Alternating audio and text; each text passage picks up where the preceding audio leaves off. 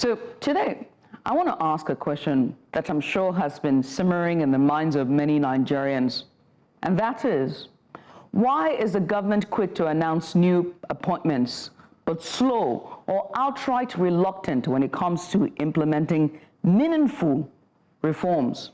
On Friday, President Bola Ahmed Tinubu rolled out a long list of appointments. 43 federal agencies and parastatals now have new chairpersons, and I'm talking big names, political allies, regional heavyweights.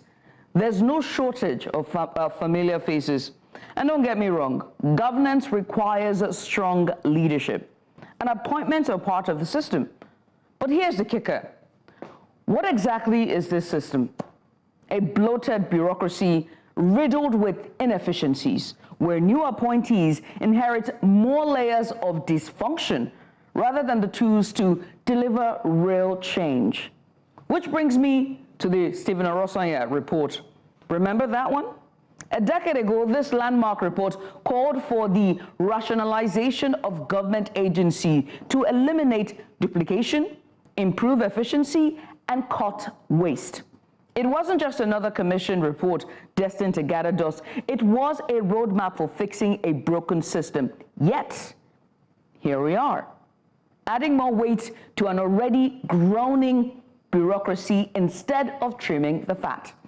So let's talk numbers, shall we? I like numbers. Do you know how much Nigeria spends annually maintaining this oversized machinery? According to estimates, over 70% of our annual budget goes to recurrent expenditure, salaries, overhead, the endless stream of allowances. That's right.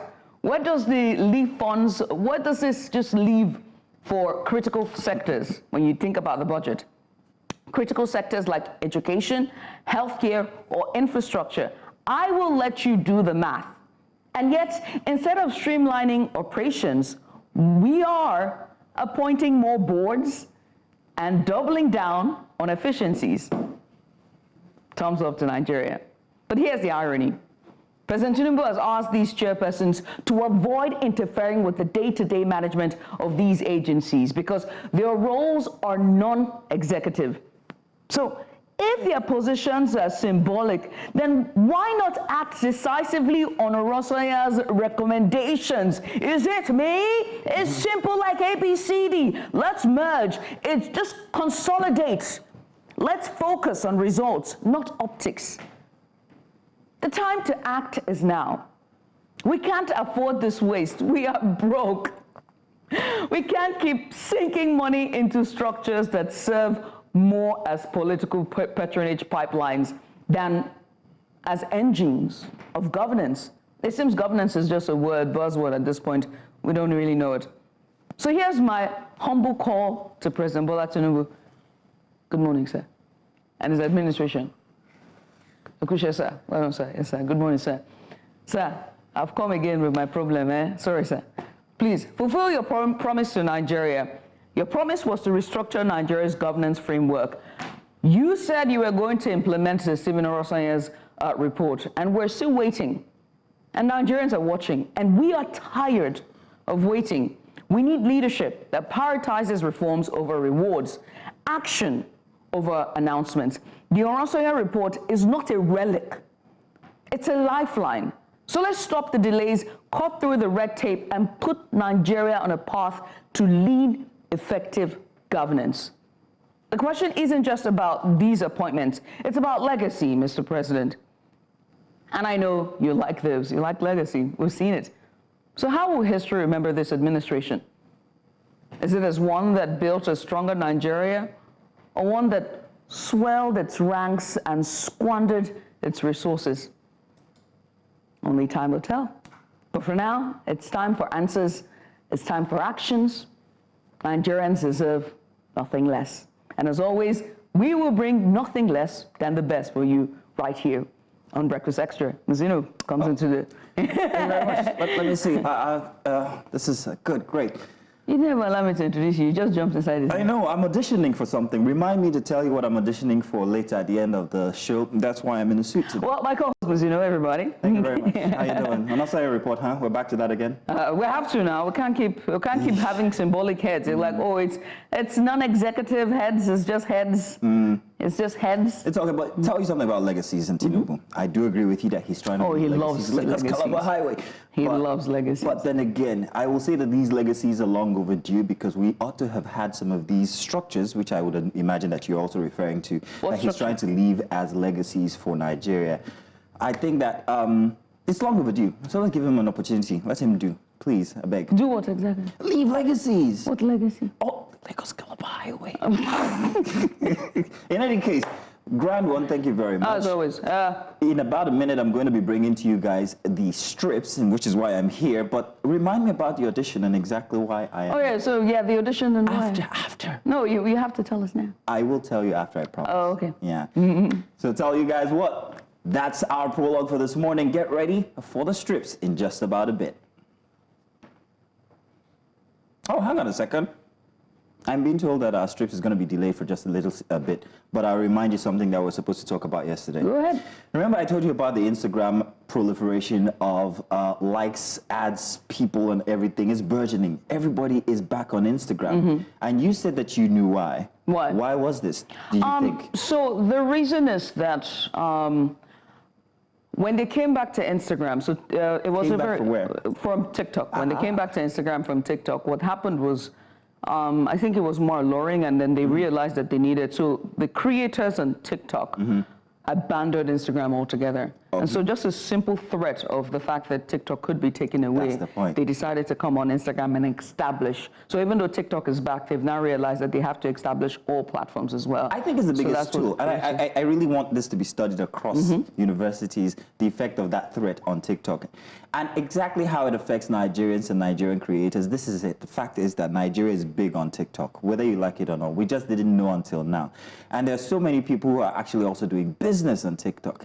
And these businesses are not just limited to Nigeria location, but also the rest of the world. Because all those likes you were getting, some of them was from around the world. So that threat that America was going to pull back, that was it for Nigeria as well. We were going to be affected, but thank goodness. But welcome to Instagram. Welcome back to Instagram. Yeah, I mean, I'm having a swell time. On Instagram? On Instagram. Well, TikTok is where I'm at, because recently there's a new trend on TikTok. It's called TikTok University. What does this do? Oh gosh, I absolutely love it. So there was, it started out with Professor, I forgot her name now, and she just put out a video and said, welcome to TikTok University for all of my students.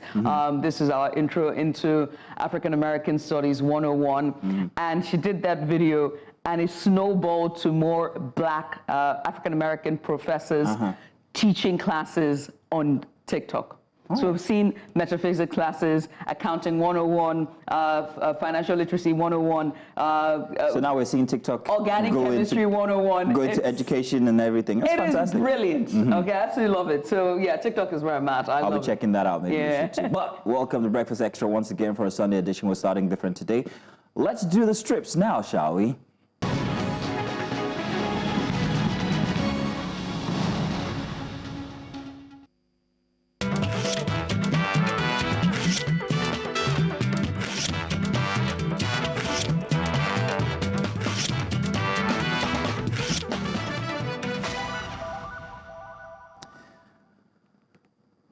Oh, you're welcome. It's time for the strips, and yes, it is very unusual. I'm not very comfortable in a suit, but thank you very much. In any case, today we've got some very interesting strips all lined up for you guys, and one of them, especially one of them, is the definition of, how do I put it? I can't remember what it is, but Judith, do you know that thing where you withhold so much but yet tell so much at the same time?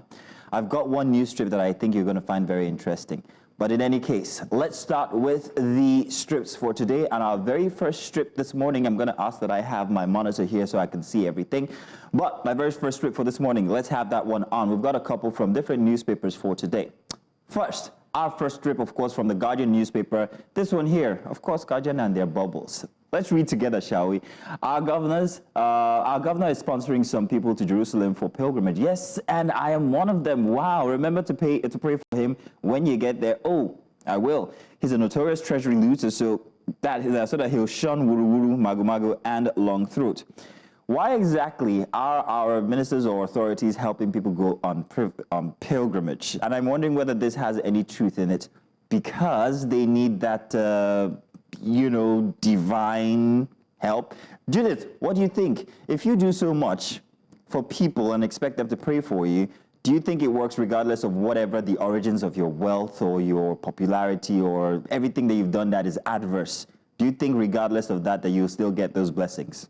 You're asking me that I have a huge, I don't know what the word to use for religion. You're asking me. What? What? It's a Sunday, and you know how Nigerians are with religion. I don't know this thing about religion and you. Do tell me exactly what it is so next time I know. Don't put me on the spot. Please It's not the spot. Don't put me on the spot. All right, so I'm agnostic, right? I'm almost leaning to the point of Don't do it. Yeah, you asked me. I'm doing it now. Okay, you know what I mean? come back. What do you want me to say? All right, so everyone knows that. Oh, wow. So, this is a revelation. Those who know that I'm not.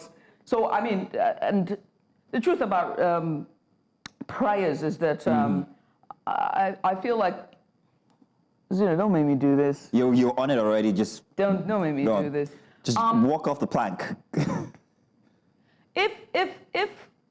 If Christianity was based off of the tenets of a merciful God, and that you can come to Him as clean as you are, and He would not judge you based on your sins, and He's very merciful. I believe that people that have done the most vile and the most disgusting things can get away with anything.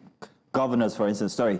I mean, you know what I mean? Like, they can get away with anything. War criminals have done it. They've gone on to be the most influential people. So you can do all the bad you want, and know that you can still get forgiven. You can still get forgiveness. So that troubles you. Yeah. So that if we go to the tenets of Christianity, that's what it is. You know what? That is very apt. And I understand what you're saying, and I kind of lean toward what you're saying. But then I'm not going to go into my own definition of religion for me. But that exactly what you've just explained, that's it here. Because if I can loot or divert funds or siphon funds and then still expect that when I get prayed for, I'll be forgiven, then fine. Let's just all be... Now, if I was going to push that blanket away, I'd push that blanket even further. If you allow me to give me more yet, I will say that that's the reason why people get away with what they do, because they know that they have a merciful God that will forgive them. It's okay. We awoken the beast. Let's find another one. Let's talk about another strip here this morning. Business Day. This is our family car, but I will hand the keys to you in 2027. I now have a bigger car to drive. Now, what a car. I like it. What model is this? 2025, and it is Lagos. Oh, look, who is that and who is behind him? Please, let's turn to you, Judith. Who do you see in the picture, and why do we have this? Do you know? What is that? Oh, no. The guy behind? The car is brilliant. First of all, that's a Lagos map. Yeah. Yep.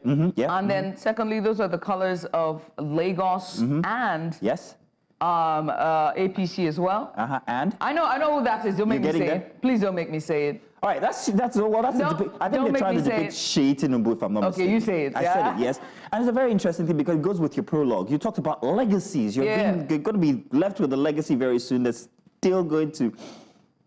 Let's move on. Look, I gotta give it to President Bola Ahmed Tinubu. I have to give it to him. Okay, interesting ingenuity, isn't it? He is relentless on stamping the Tinubu name. I'll tell you something. Okpara is the cartoonist for this one, and he does such a fantastic job at actually positioning the situation very, very well, very aptly. And especially the dates, 2027, and the people, the individuals he's trying to depict here. Chai. Yeah, but fantastic one. Okpara, thank you very much. Let's see what else we have. I think we have a couple from the Guardian newspaper, so we might be seeing another one from the Guardian newspaper. This is the one. Now, when they say simplicity tells everything, this cartoon or lack of it is what I was talking about earlier. Judith, Chai, those cable thieves have no respect. Your Excellency, after a national grid, we're now paying dearly for vandals' greed. And there needs to be nothing there because, of course, that tells the story of Nigeria and the problems we have when it comes to our national grid, whether it's because of lack of maintenance or whether it's vandalism that causes it. This is the situation we find ourselves always in the dark. I will, however, say that lately it's become better. The light situation, the electricity situation has become better. I'm hoping that it gets better from there on. I will give the government or the authorities their accolades when they deserve it. So, yes, this is what it is in most places, but we are witnessing some sort of, I don't know, it's getting better. We can only hope. I don't know, what's it like at your place, Judith? Oh goodness, I have lights. I have electricity. That's for certain, and it's really, really good. So I cannot complain. When it goes out, it's clearly a grid issue, or it's the downtime that is expected, which is 4 hours as usual. It's normally spread across. I can have an hour, 30 minutes, but I know that I get the 4 hours downtime as usual because I'm on band A. But I would just say this: Nigerians deserve the leaders that it has. If we continue to see vandalism in this light, we deserve the lead. Okay, fine. No, she said it, I didn't. But yeah, because why are you vandalizing? You know, you were complaining of no light. You now went to go and remove the cable. So I would always like to use the example of Lagos and the Lagos bridges because when you're driving through, you don't see the railings anymore. And these things happen at times where people are suffering, people are poor, the economy is bad, people have to live. So if you think that we deserve it, then the leaders are not providing for the people. So it's a roundabout thing. Right, but then still, then destroy equipment and also cause the lives of other people to... Judith, is a very sloppy topic. Have you ever been hungry? Look, I get it, right? I really do. If I do. Right? My background, I talk about this every single time. But again, I will say this. Is it because of hunger that you choose to go on a bridge that is plowed by at least 90% of the entirety of the populace, and then you pull out the railings and take out the street lights so that other people will die because you I don't espouse to that. I don't espouse to that, but yet again, I will ask you, have you ever been hungry? No, Mazino, I'm not taking a gun to other people's head to kill them because I'm hungry. No, I've been hungry, okay? My mother died from a healthcare failure, all right? In 1996, she died from a healthcare failure because there was no electricity. Oh, so wow. When you want to talk, like, she died from a healthcare failure, all right? So when I say this, but I didn't go to kill the doctor. I didn't go to, burn down the hospital or, become this. It didn't become my villain story. Right? Villain origins. I mean, like, I get it, but once you play that card, there's nothing else I can say. Yeah, well. You get it. It's okay. Rest in peace, mother. That's all the strips we can start the show with. Maybe sometime inside of the show we could give you guys some more, but very interesting cartoons here. Didi Onu, thank you very much for doing this one. For The Guardian, once again, Guardian's really great with the dialogue, I would say, and I like that. Ladies and gentlemen, let's start the show proper. Let's get into, sink our teeth into some of the very juicy stories that we have for today, coming off of last week. And we've got till 11, so let's get started. Now, welcome once again to Breakfast Extra.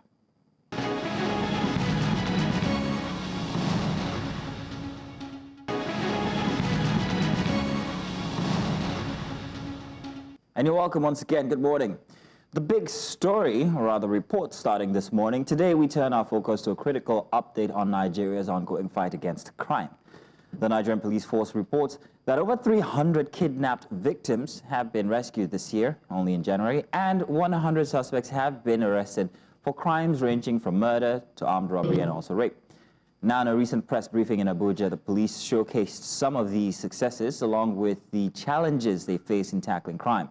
Our correspondent, Idong Joseph, was on the ground for this report. Take a look. I'll give you full statistics.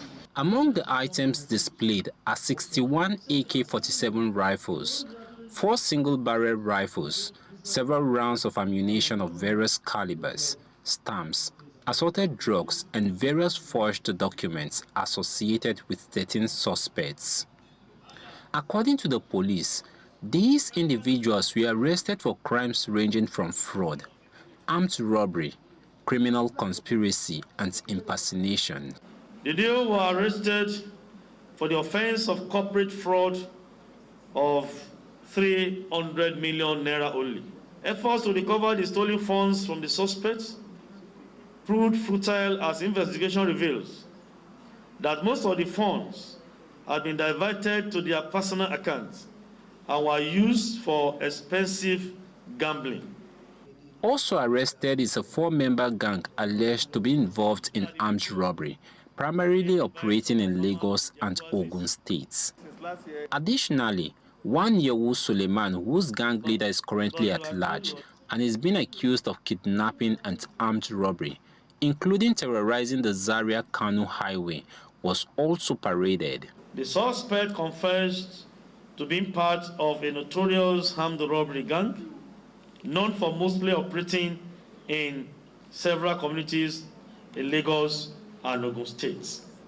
They further confessed that they majorly steal motorcycles owned by farmers. The police said that it also arrested Mohammed Kabir, a resident of the Federal Capital Territory in Abuja, and 2 others for impersonation and criminal conspiracy, and another suspect accused of forgery. So where are their uniforms? Okay. The suspects specialize in buying goods, mostly medical equipment and phones, using fake alerts.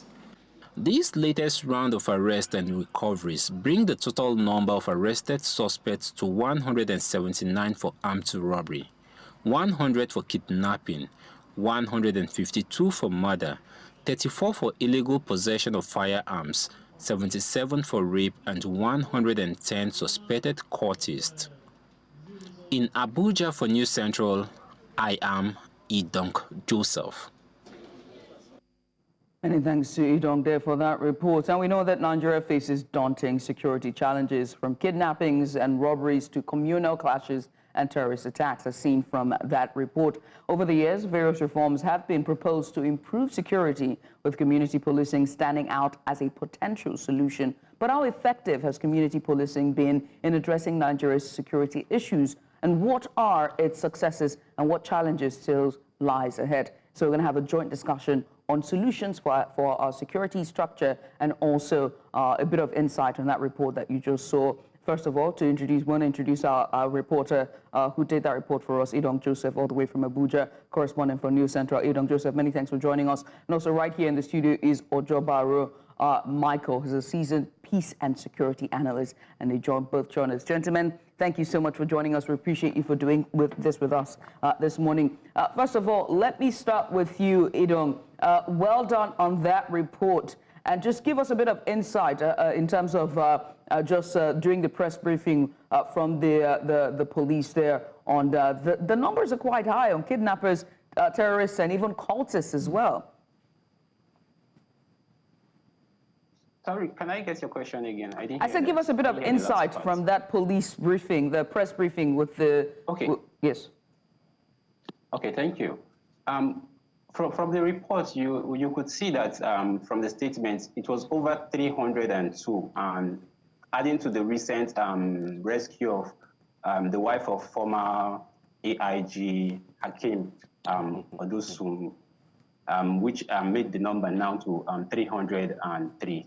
And from what I stated there, it was very clear that the police have gone all out for these criminal elements, because it's from the total number of arrests made so far, it's over close to 700. And if you compare what the achievements for the first 3 weeks of this year compared to what we saw in 2024, where it was one case of insecurity to another, especially kidnapping, which the FCT was not spelled out. We saw several kidnapping incidents in 2023 and 24, the first 3 weeks of 2024, where it drew national attention. And if you could remember very well the case of Nabiyat, where her family, a whole family of 7, was kidnapped, and later the father was released and to go and get ransom for their release.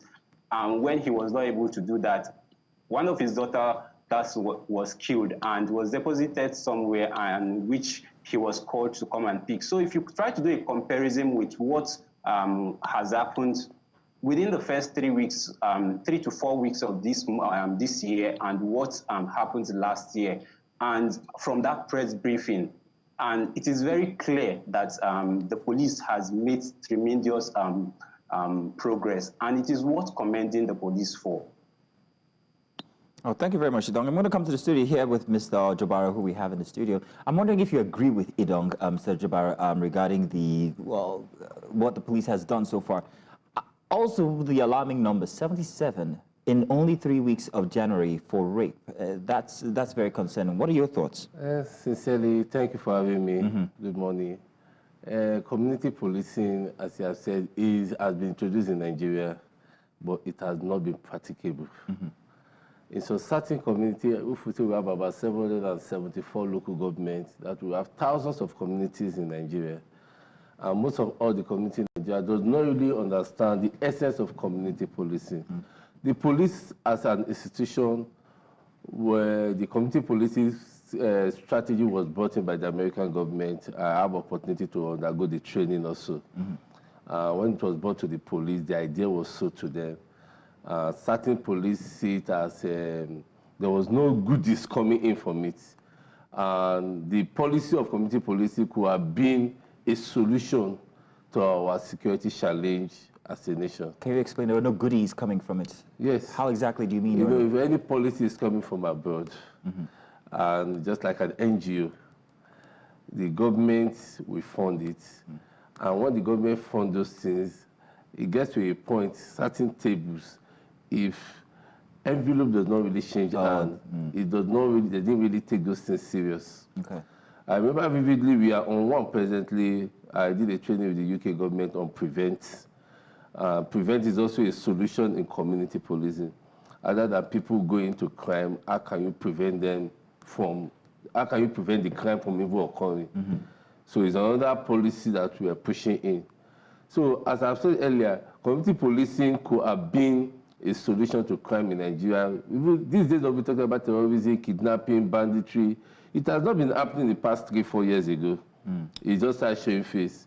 So community policing is a solution to this crime.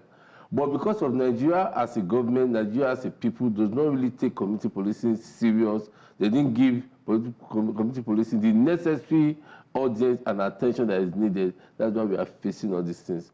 Certain community in Nigeria, 1, 2, 3, 4, are really taking community policing serious, and they are seeing the results. One of those communities is a community like Ajegunle. The popular Ajegunle that is known for crime have taken community policing serious, and we are seeing the results in Ajegunle today. How exactly have they structured this community policing? Because if they've taken that seriously, that seems to be outside the structure of the regular police which we have now. So what adjustments have they made to make it seem like community policing? Yes, there's nothing you can do when it comes to policing without the Nigeria police. The Nigeria police has the constitutional responsibility to police the people. The community is the people you want to police. So when there is a relationship between the police and the community and the critical stakeholders, which is the political force, how do you nominate a community leader? One. Whose DPO do you post to a community? Two. Then which political leadership is in charge of that community, that local government or that community? Three. So within this triangle, you determine the success of community policing. If you have a police officer that is not committed to policing the community, you will not get the result. If you have a community leader that is not committed to the security of his community, you will not get the result. And if you have a political leader that is not committed to the security of the community, you will not get the result. But if this triangle are in line, if their vision runs together, they will produce results. And So that is what we are seeing now. Everyone must buy into this. Idong Joseph, let me come to you and ask you about, this 300 kidnapped victims. Were there any notable stories or details about, their rescue that stood out to you?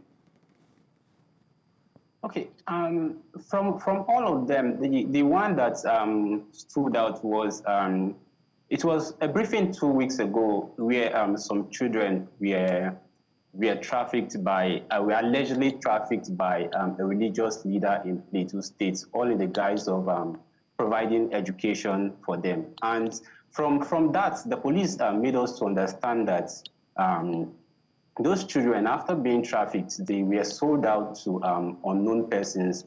And when the police rescued those children and their parents came and were handed over to them, you could see the joy on their faces.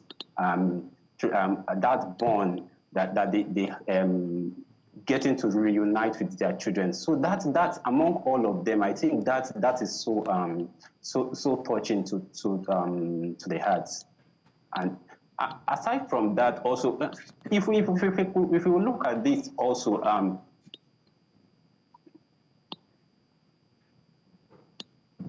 Right, we are not eligible.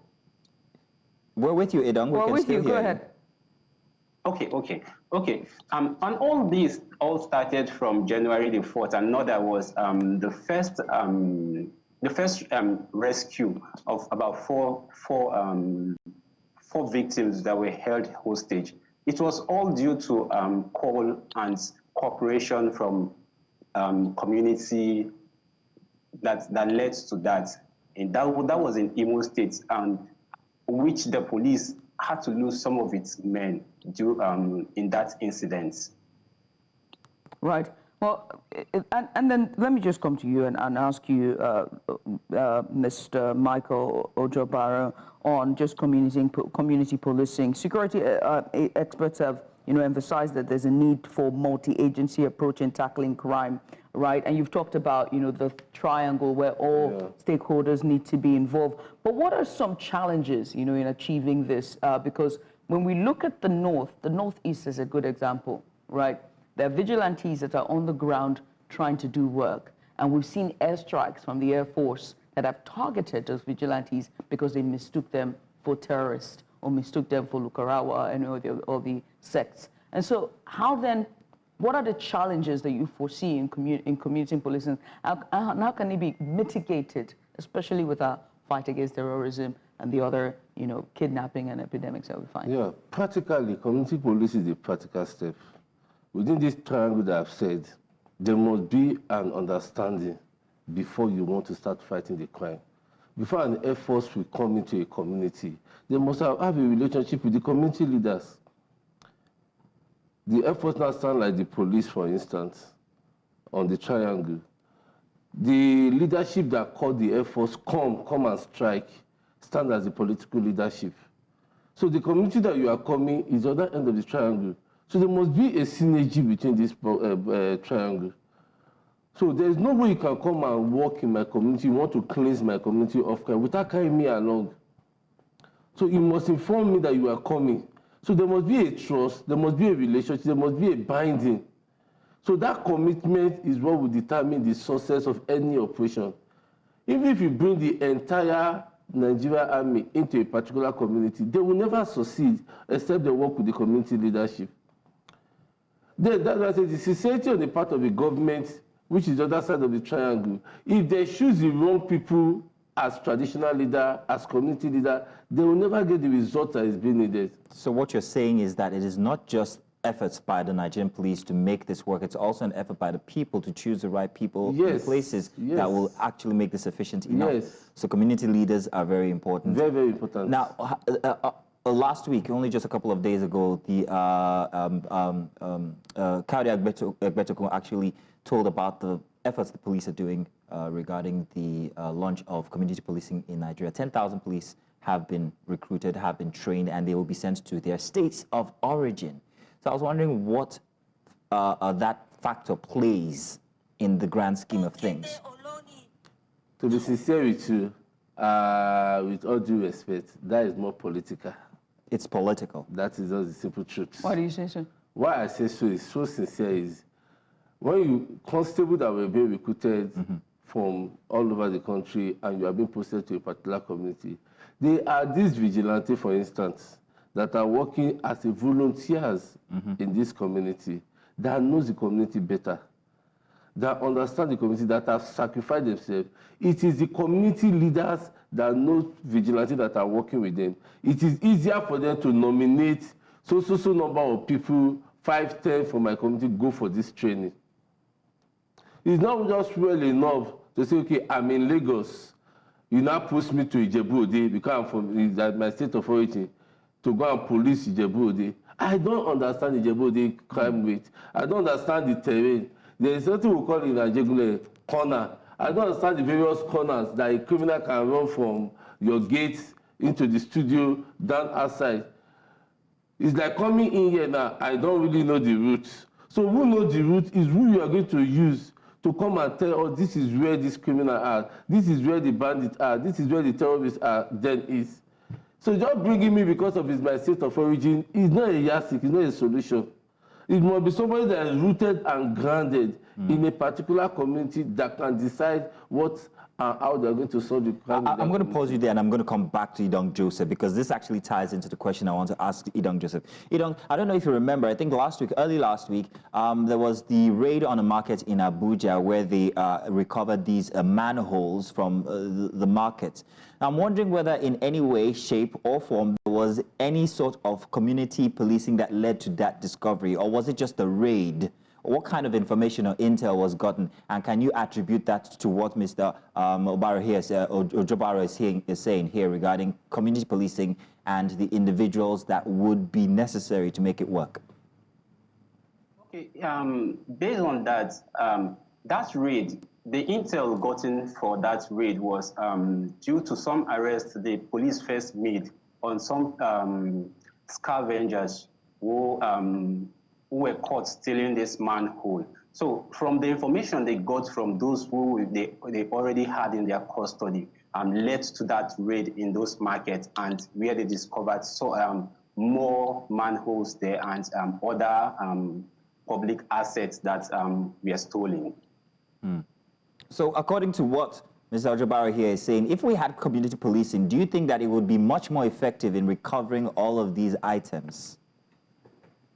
Yeah, I will agree with him totally, because definitely if you're in the community and you're providing this voluntary service as a form of vigilante service in your community, definitely you know the nooks and crannies of your community, and if you're being paid to secure your environment, you give in your best, because at first you were doing it voluntarily and now you're being paid for it. I think community policing and engaging those in the community who have been providing this voluntary service will go a long way in providing more security in local communities. Now, there's something that we're not putting in this discussion, and it's training, right? But not just training, but also where checks and balances, where one person power stops, another continues, and how they can check it. Now, the Nigerian police force in its entirety have had issues with trust deficit, and it's only because of the character of the police officials, whether it's for road checks or, search and warrants and stop and search situations, or just basically in carrying out their duties or, responsibility.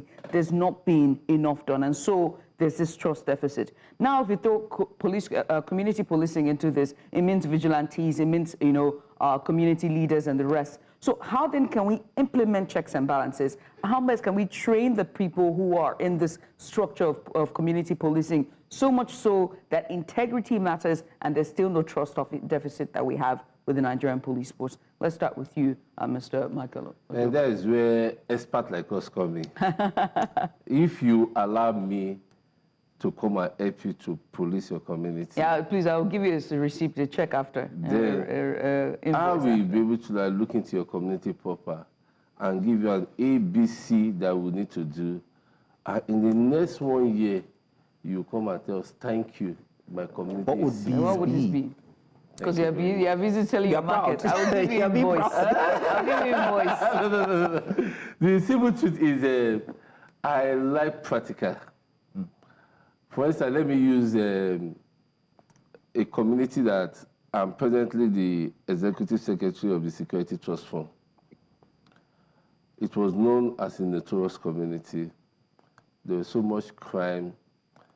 And I was contacted that, okay, what can we do? Firstly, we had a meeting with the entire community leaders, strengthen them, encourage them, gave them the morale, and give them that trust that they can be able to trust in me. Shares my number with them. Then I went back to the police, had a meeting with them. This is what this community wants. These people, they are being raped, is a den of criminals, armed robbers, phone thief, one chance, and etc. They need you. So whenever, who is in charge of, every community, for instance, has different streets. Let's say they have about 50 streets. In each street, you now have a representative that will be able to tell us what is happening on that street. So before a crime wants to happen on that street, he calls me. I call the police or the unit that is within that environment, and there's also an action. And when we realize that, okay, We also have the opportunity for the open mensa, we have opportunity for the vigilante, the OPC. We have to have a training with them also. But then with community policing, are vigilantes necessary? If I notice that you're saying that there is a flaw in the manner in which the Inspector General of Police is attempting to do it here, transferring constables to their states of origin, albeit that they are not really conversant with these states. So that's the flaw we've identified. However, if you now add vigilantes into a successful structure, don't you think that you still have problems? Because vigilantes lack the training. Vigilantes could be subject to influence from other elements and could destroy the plan. We are trying to misquote ourselves here. Vigilante, OPC, and etc., they are just a civil security personnel. Just like me and you living in the community. We are all civilians. Carrying of arms is not our responsibility. Our key responsibility is to be a surveillance, to be vigilant about what is happening within our immediate environment and call on the necessary police unit or the security agency attached to that community for action. But that's not how it works now. Vigilantes actually carry arms. It is maybe not guns, but machetes. No, this issue has become like everyone see, for instance, looking at the reports that the police give, the annual report, if you look at it, 1,000 people were kidnapped by 30,000 criminals. 100 people were kidnapper was recovered by 1,000 people. If you look at the range everywhere, and they recover 1,000 arms, what people are afraid of when they want to kidnap you is that arm. It is not you physically. If you see a small boy that carry an arm and wants to kidnap you, at a go you'll be afraid. But if that small boy does not carry any arm, you will grab him on yourself. So that's to tell you the fact that it is the arm that people are carrying that is giving them that power to increase this crime. Likewise, government and political forces have seen arm as an opportunity to be in control. That is where the fight for Amotekun, everybody wants to have the control of the police within their state policing. It is just because of the arm. Normally, policing, community policing is all about intelligent reports.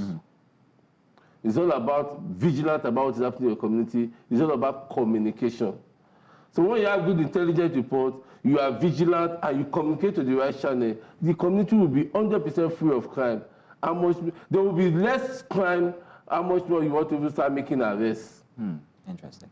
In community policing, we've also talked about the conversation that has been on the national stage and for quite some time now has been decentralizing the Nigerian police to make it at state level so that the state governors can be in charge of each force for each state. And that way there will be more officials and personnel that can be, and they can take care of their welfare and all the regards.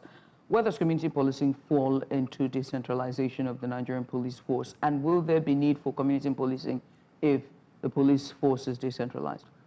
If it is done with sincerity of purpose, as I've said, presently one of the local governments I'm handling now, we look at if we want to be in charge of the security excellently, provide a patrol vehicle for the police. How many police divisions do you have? You have 3. Out of that 3, how many junction or link do you have that link out of your community? You have 15. Provide 15 vehicles. Provide allowances for these officers. Let them put certain number of officers to this community. Provide the fueling of this vehicle. Let there be a regular patrol within that vehicle.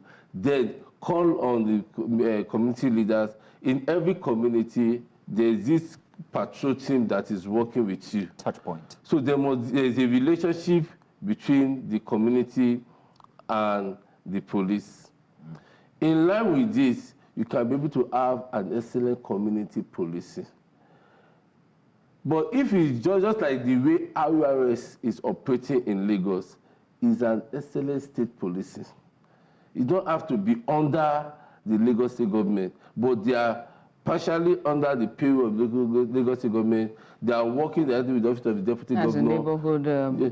And they are not the neighborhood. The one with the blue squad. rapid response squad. Is that not? No, it's not. They are full police. They are regular police. Then which one is the one that has the label? That's the Lagos That is the neighborhood Lagos State security. neighborhood, yes, security. So the rapid response squad is just a standard example and a standard of community policing. The challenge is that there is a big detachment in role. That is where the political interest comes in. If the role and the responsibility of the RRSS is being followed rapidly, you will get an excellent community policing. But Judith, you actually raised something very important. So what are their duties now, the Lagos neighborhood security, what's it called now? The Lagos neighborhood security, I think it's camps committee or Lagos something. State Security Neighborhood Corps. Yeah, there we go. Corps. That's, I was wondering where the SCC was for. So, Yeah, thank you. What then for them? I mean, that's supposed to be their duties. They're supposed to actually be. Am I correct, Judith? Excellently, in some Like the Amotekun. formation of the Lagos State Security Neighborhood Corps is to select people within different communities to come and work with the police in policing their community. That's a sample of policing community. But what is the community formation? Who and who were selected into it? When things have become politically, when there's political interest, it affects the essence of security. Security is one thing that we should never involve politics. And that is where we are failing in this country. Right. You want to pick a security CSO. You look at your political alliance. You are not looking at who is competent to do this job for you.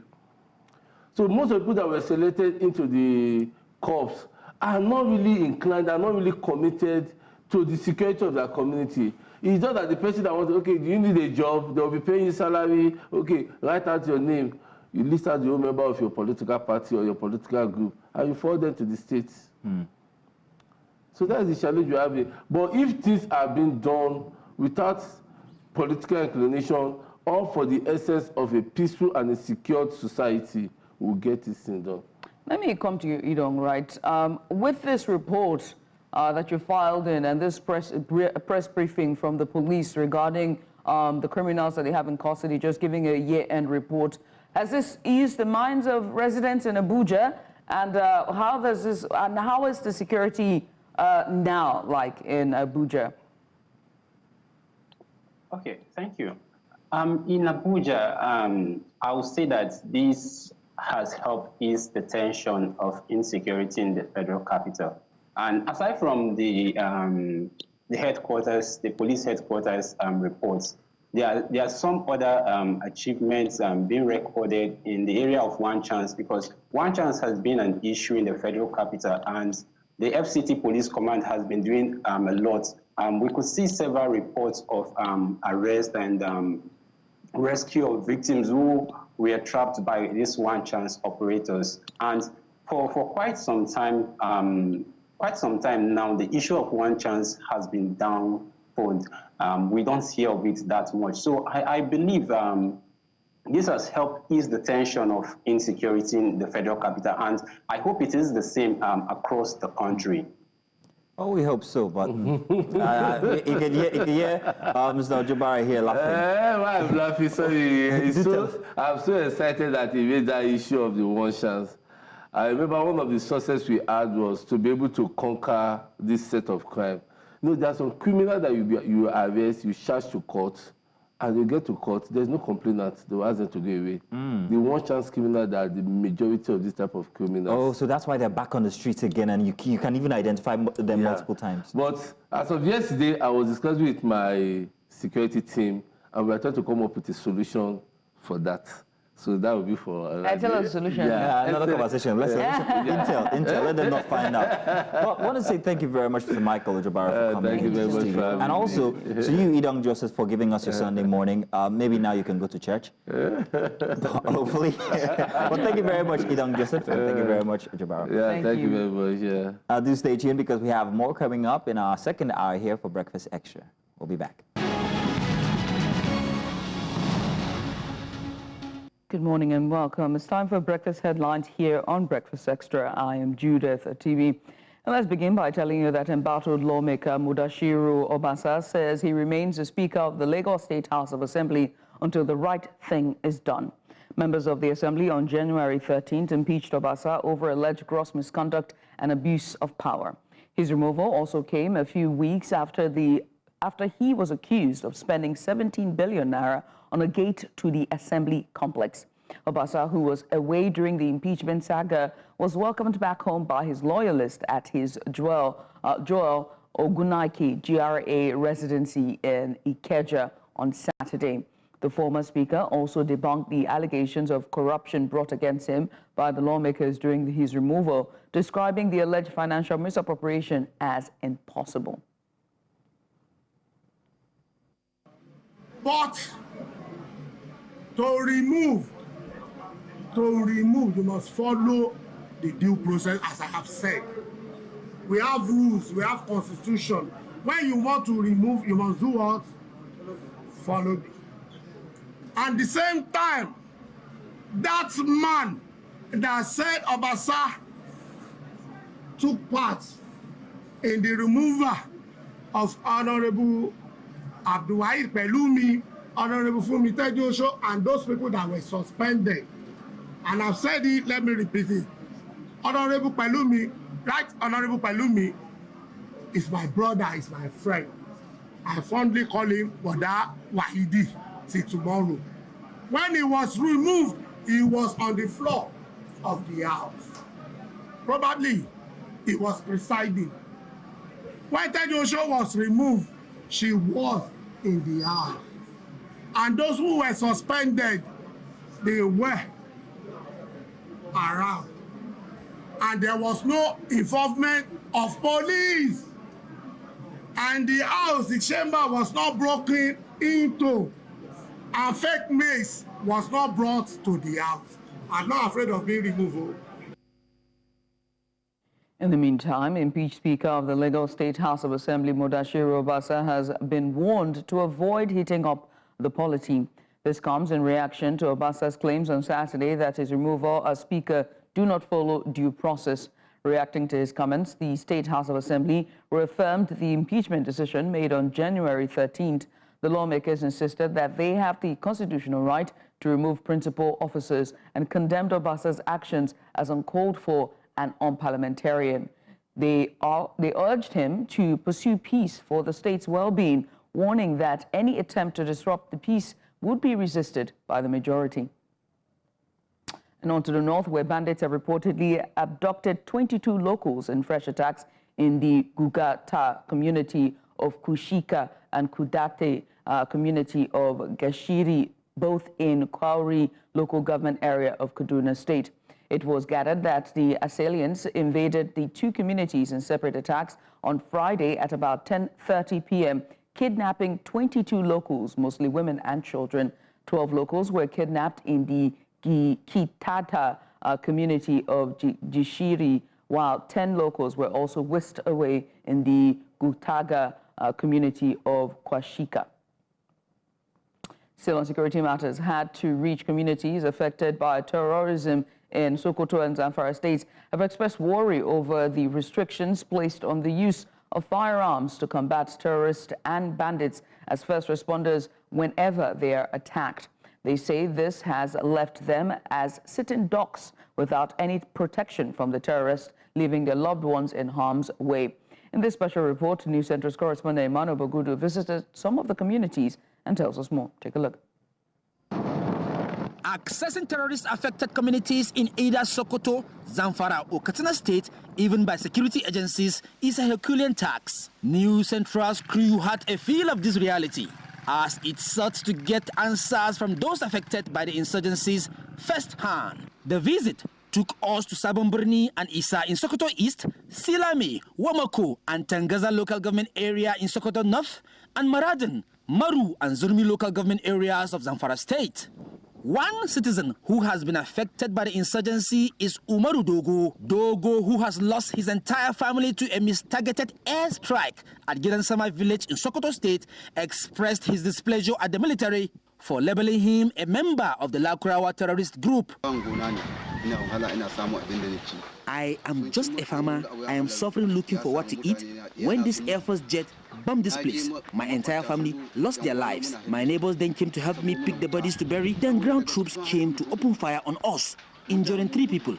After that, they invited me to come and explain myself. I did, and they threatened to throw me inside the fire from the bomb. We also sought to get reactions from the Nigerian military over the unfortunate event, which left many dead as Air Force fighter jets sought to neutralize Lakurawa bandits. Even when we clear an area, we have to pull out to other areas. So the state infrastructure needs the institution. They need to improve, they need to be on ground. The local government chairman need to stay there. You cannot be local government chairman of Tangaza and then you'll be operating from Sokoto. No. The issue of road deficit is addressed, and once that is done, I'm sure it's going to help in improving the security situation within the Northwest region. The visit also took us to Gongono in Tangaza local government area of Sokoto State. Stakeholders here at the community expressed their views on the war against terrorism. So when they come, they say they want to save our people.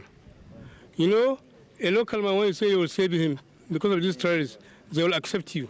But later, they understand that they are all the same because they will put their animals inside your farm. So they are all the same to you. That is why they accepted them before. But later, they ran away from them. There are a lot of sympathizers and also informants.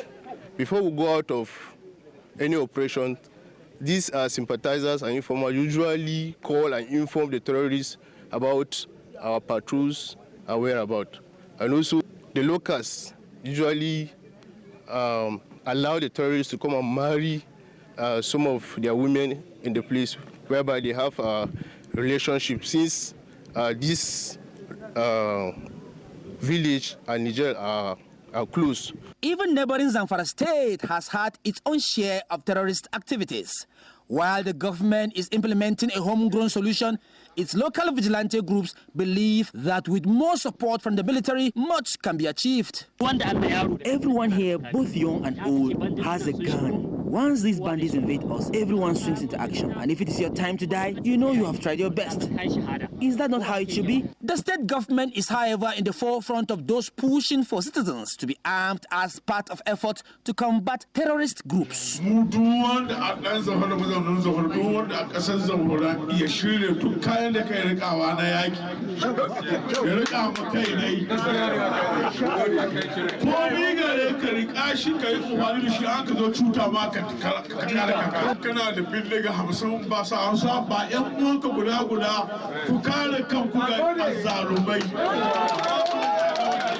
While the northwest region of the country continues to suffer the effects of terrorism, many here say there is much expectation from government to help end the menace. In Gusau, Zamfara State, for News Central, I am Emmanuel Bagudu. Many thanks to Bagudu there, Emmanuel Bagudu, for that report. And that's all we can take for breakfast headlines here on Breakfast Extra. We're going to a short break. When we come back, we continue with more on Breakfast Extra. Stay here.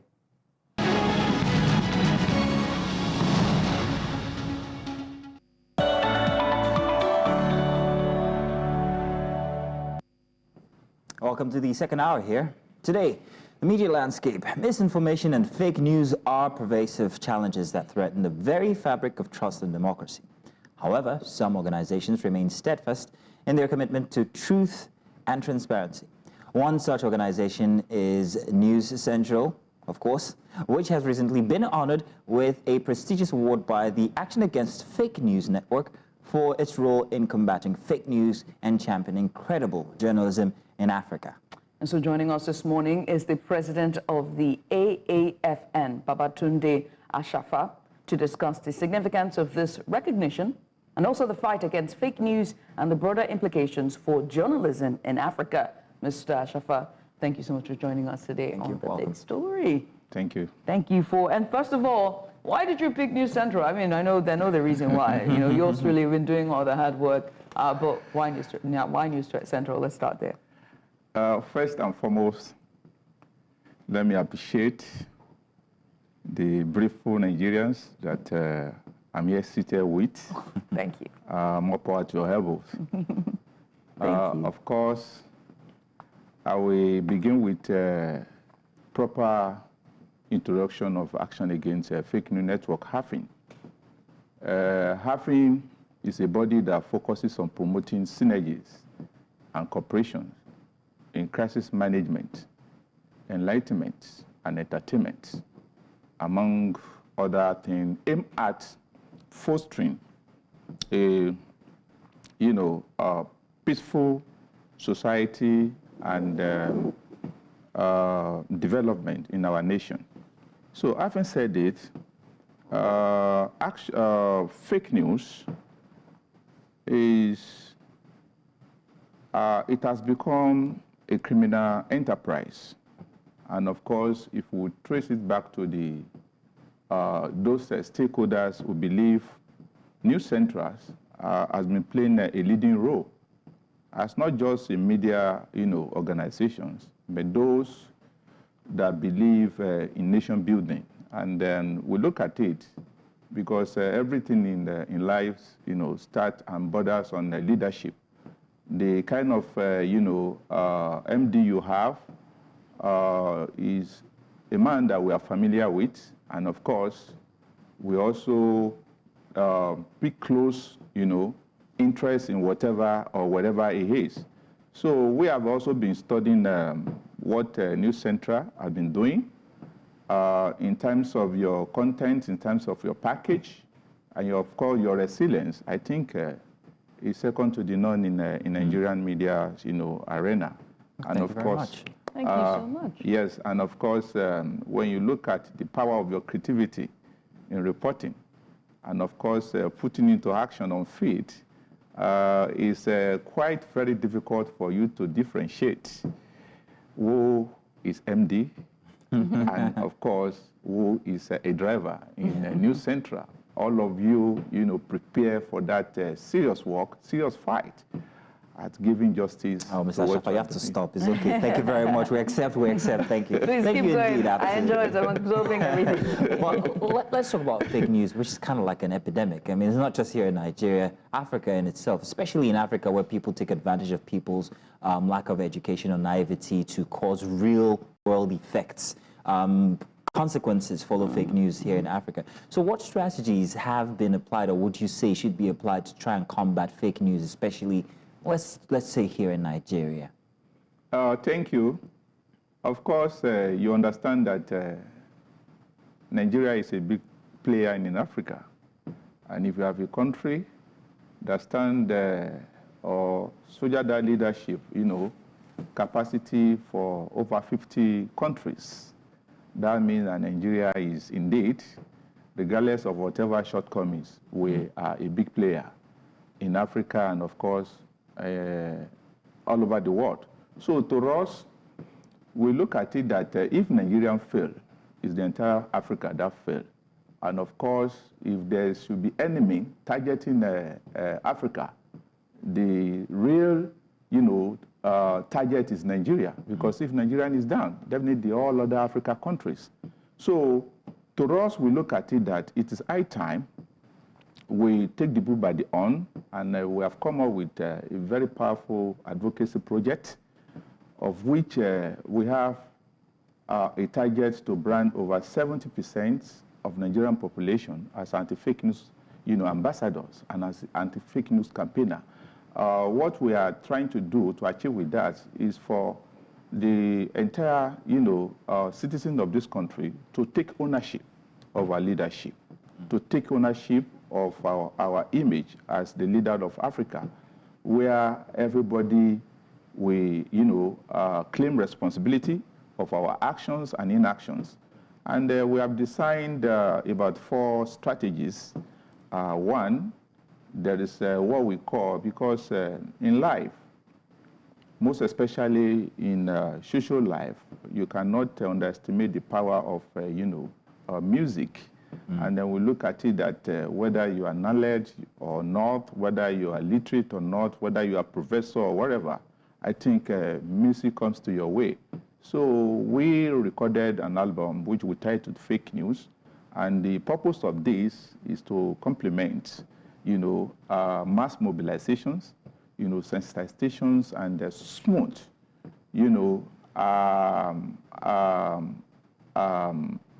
and national, integrations for development in the country. So with that, I think New Central has also started doing justice to that musical advocacy, because indeed Nigerians have tired of grammar, and we decided to also take the bull by the horn and give it to the medium they know that can give us the answer. So apart from that music, we also have a package of what we call musical concerts, which we are taking from one state to another. I think this will go for all the entire 36 states, including FCT Abuja. And of course, we are going to have, representations of the structure that make up Nigeria. When I say representations, we are going to have, presence of NBA, that is Nigerian Band Association. We are going to have from the Market Union, and we are going to have, Labor Center. We are going to have from the NUT and NIJ, and of course, Radio, Television, Theatre, and Arts Workers Union of Nigeria, RATAU. So we also be there. And if you look at it, these are the, and of course, NANS, National Association of Nigerian Students, they will be there. So, and when you talk of the artisans, we have them in their hundreds, in their thousands. And of course, National Bushers Union of Nigerians, they have a fantastic population. And we have met them, they are also going to be there. So with this, we are also going to invite a popular artist to join with us, because it's also good to also tell you that I'm an artist as well by coming up with this. So apart from this, we also have what we call the, subscriber booklet. And that is our, evidence that we have that capacity to brand over 70% of the Nigerian population as anti-fake news ambassadors. So we have been taking it around, and so far so good, because we realize that we need to also mark and pay attention to our critical partners, the critical stakeholders. And I'm talking of Nigerian police force. And of course, in Lagos State, we have, first and foremost, I think, I need to commend the IGP, Inspector General of Police, that is Mr. Egbetukun, MPN, PSD, for giving us Mr. AIG, Adewoke, Mustafa Fayuade, MPN, MNI PSC. Is a man of integrity, is a man of capacity, competence, compassion, and courage. And of course, we have been following him with what he has been doing in Lagos State. If you get to Zone 2 now, because Zone 2 comprises of Ogun and Lagos States, and indeed these are versatile states in Nigeria. If you get to Zone 2 now, we have a sticker that we launch, and of course, this is the sample of the sticker that we launch for this purpose. If you get to Zone 2 now, this sticker at Zone 2, at all their offices at Zone 2, you will, in fact, immediately you get to Zone 2, Action Against Fake News Network don't need any form of introduction, because at their entrance, this sticker will welcome you. Okay. And I'd like to tell people what the sticker says. I don't know if this shows, but it says here, stop spreading fake news for a better Nigeria, and it's got the handles of the AAFN across it. So does that show? Yeah, it does. There we go. That's what it is. It's very interesting. Have you identified any group of people, I mean demographically, when it comes to age brackets, that you could also use to push this? Because I see that you have identified musicians, which is a good tool. But what about the youth and the use of digital resources? I see that you have all your Facebook, Instagram, and also YouTube. So there's endeavor there, apparently. But what more when it comes to spreading this information, this good information using the digital platforms, and also those people who you're definitely going to find there, which are the youth? Thank you very much. If you look at the survey, I think it's on record that 60% of Nigerian populations, constitute youth. And this is a very fantastic question, because whatever we are doing as critical stakeholders, everything still takes to the glory of who is leading Lord. I'm talking of the Mr. President. And we thank God for the kind of the president that we have, for having that exemplary character and family. So if you are talking of youth, I think it's also start from Mr. President, because he has excellent family. And most of the children, they are doing well, most especially Mr. Sheyi Tinubu, of which we are also going to co-op into this to drive that passion. Because he's a youth himself. Yes, of course, because leadership is by example, and if we have such a person that is also passionate about nation building, I think it's good for driving the entire youth in the country, of which we are also. We thank Mr. President for that fantastic children that he has, and we believe Nigeria will also. Aside from this, we also have a plan that we are going to schools. And when I did schools, we are going into secondaries and invest tertiary educations. So our determination is to really, have that bracket of, constitutionally matured people at the 18 upward. So that was why we are trying to limit it to secondary school and universities. Okay. So, and with this campaign as we have now, and with the structure we have, I think very soon it will be the object and subject of discussion in society. Okay. All right. Let's still talking about the commitment to transparent journalism and the clear impact of it. We've seen a shift in our digital sphere, and not just Nigeria, but also globally, with the move of people like Elon Musk, who has described himself as a free speech absolutist. There's also Meta CEO Mark Zuckerberg, who has eliminated the third-party fact-checking program on all Meta platforms, as Instagram, Facebook, as well as what's the other platform? Threads. There we go. And then there is also this more push for free speech. With that comes more need for fact-checking. There's one thing about fake news, but when you now remove a third-party program on this social media platform that everybody globally has access to, misinformation and disinformation becomes commonplace. And so how best and how important is it for media organizations and newsrooms particularly to prioritize integrity and fact-checking in their newsroom, especially at a time as this? Thank you very much. The way you define an issue is very, very important, because it's also going to determine how good to solve the problem. Fake news, it is a, notorious business. It is a criminal enterprise. And of course, if we agree, because if you get to the root of our society, many homes have been broken, many families have been scattered, many organizations, many religious bodies, and then when you are now coming down to the stakeholders, the four estates of the realm, I think it is the entire, the collectivities of all interests that can give us victory against fake news. Because what we just, for example, what we did for New Central, by coming to them and letting them know that indeed they are, defending interests of Africa. So with that just singular actions, it will also make you to double your effort and to also give your best to society. So if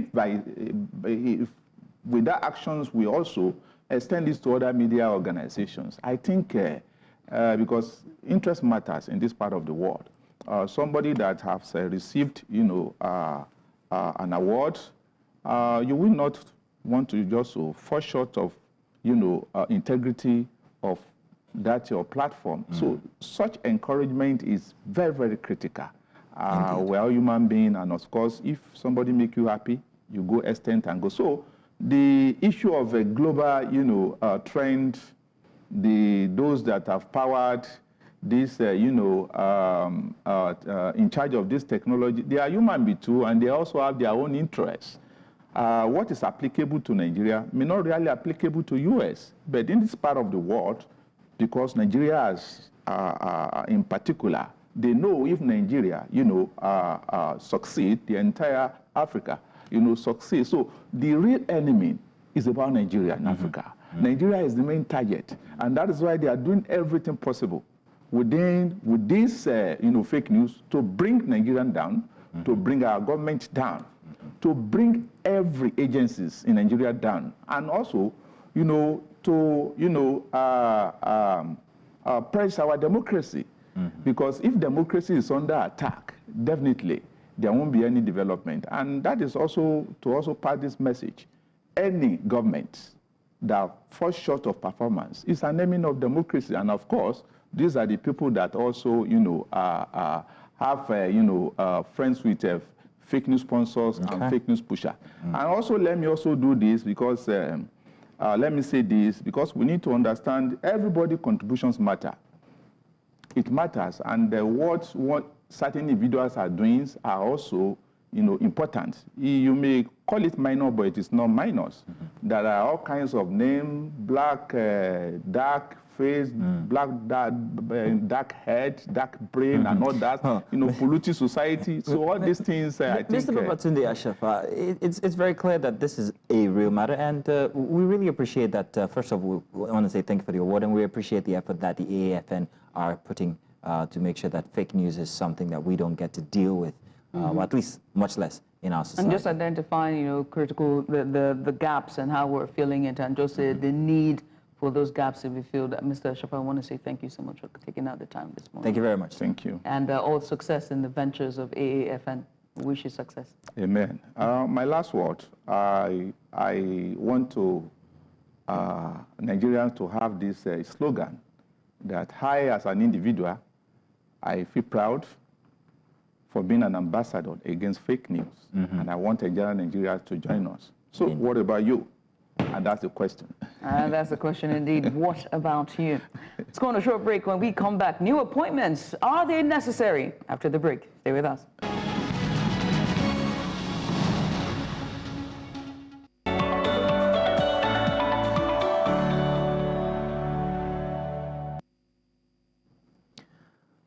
Welcome back. In time for another big story and a major move. President Bola Ahmed Tinubu has appointed chairpersons for 43 federal agencies and parastatals, alongside other key positions, including a new managing director for the Nigerian Railway Corporation and a director general for the National Board of Technology Incubation.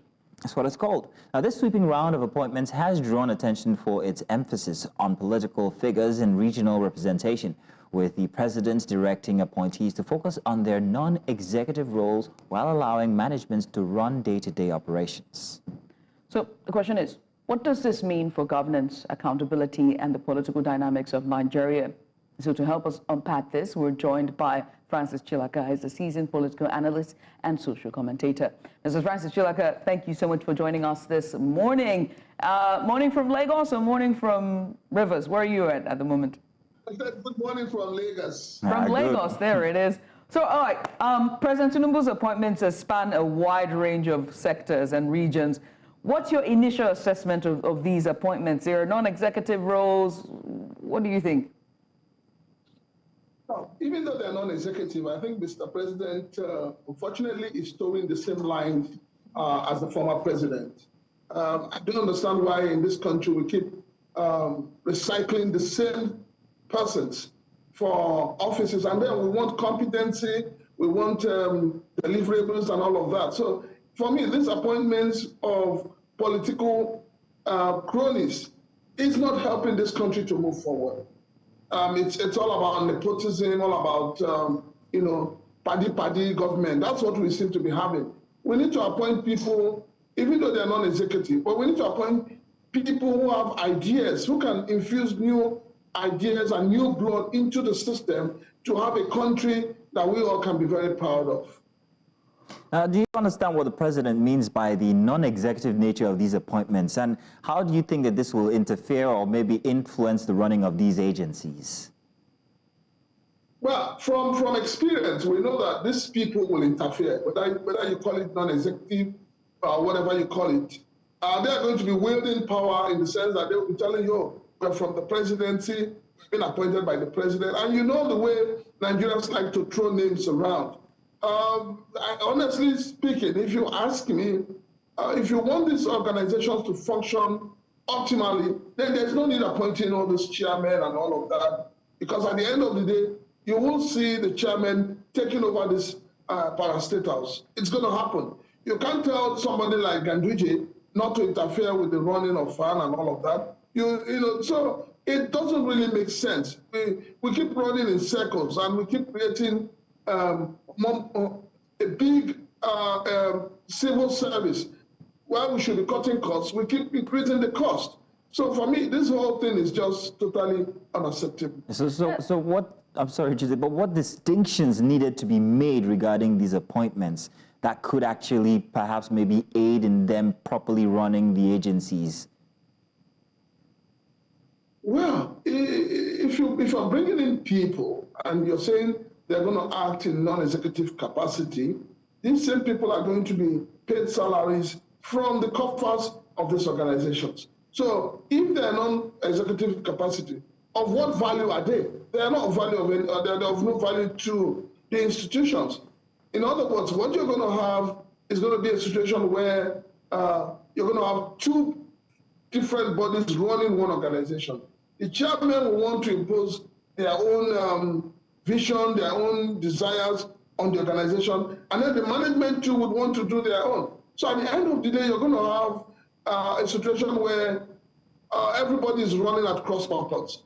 So I don't see any productivity coming out of these appointments. I have to say that, like you rightfully put, we have the ex-governor Ganduje now becoming the chairman of FAN. He is also the chairman of the APC. We have Senator Magnus Abe as well, also being appointed, and the former External Affairs Minister, Professor Bolaji Akinyemi. So let's address the elephant in the room, which is, are these appointments to shape the political landscape or to gain more influence for the APC?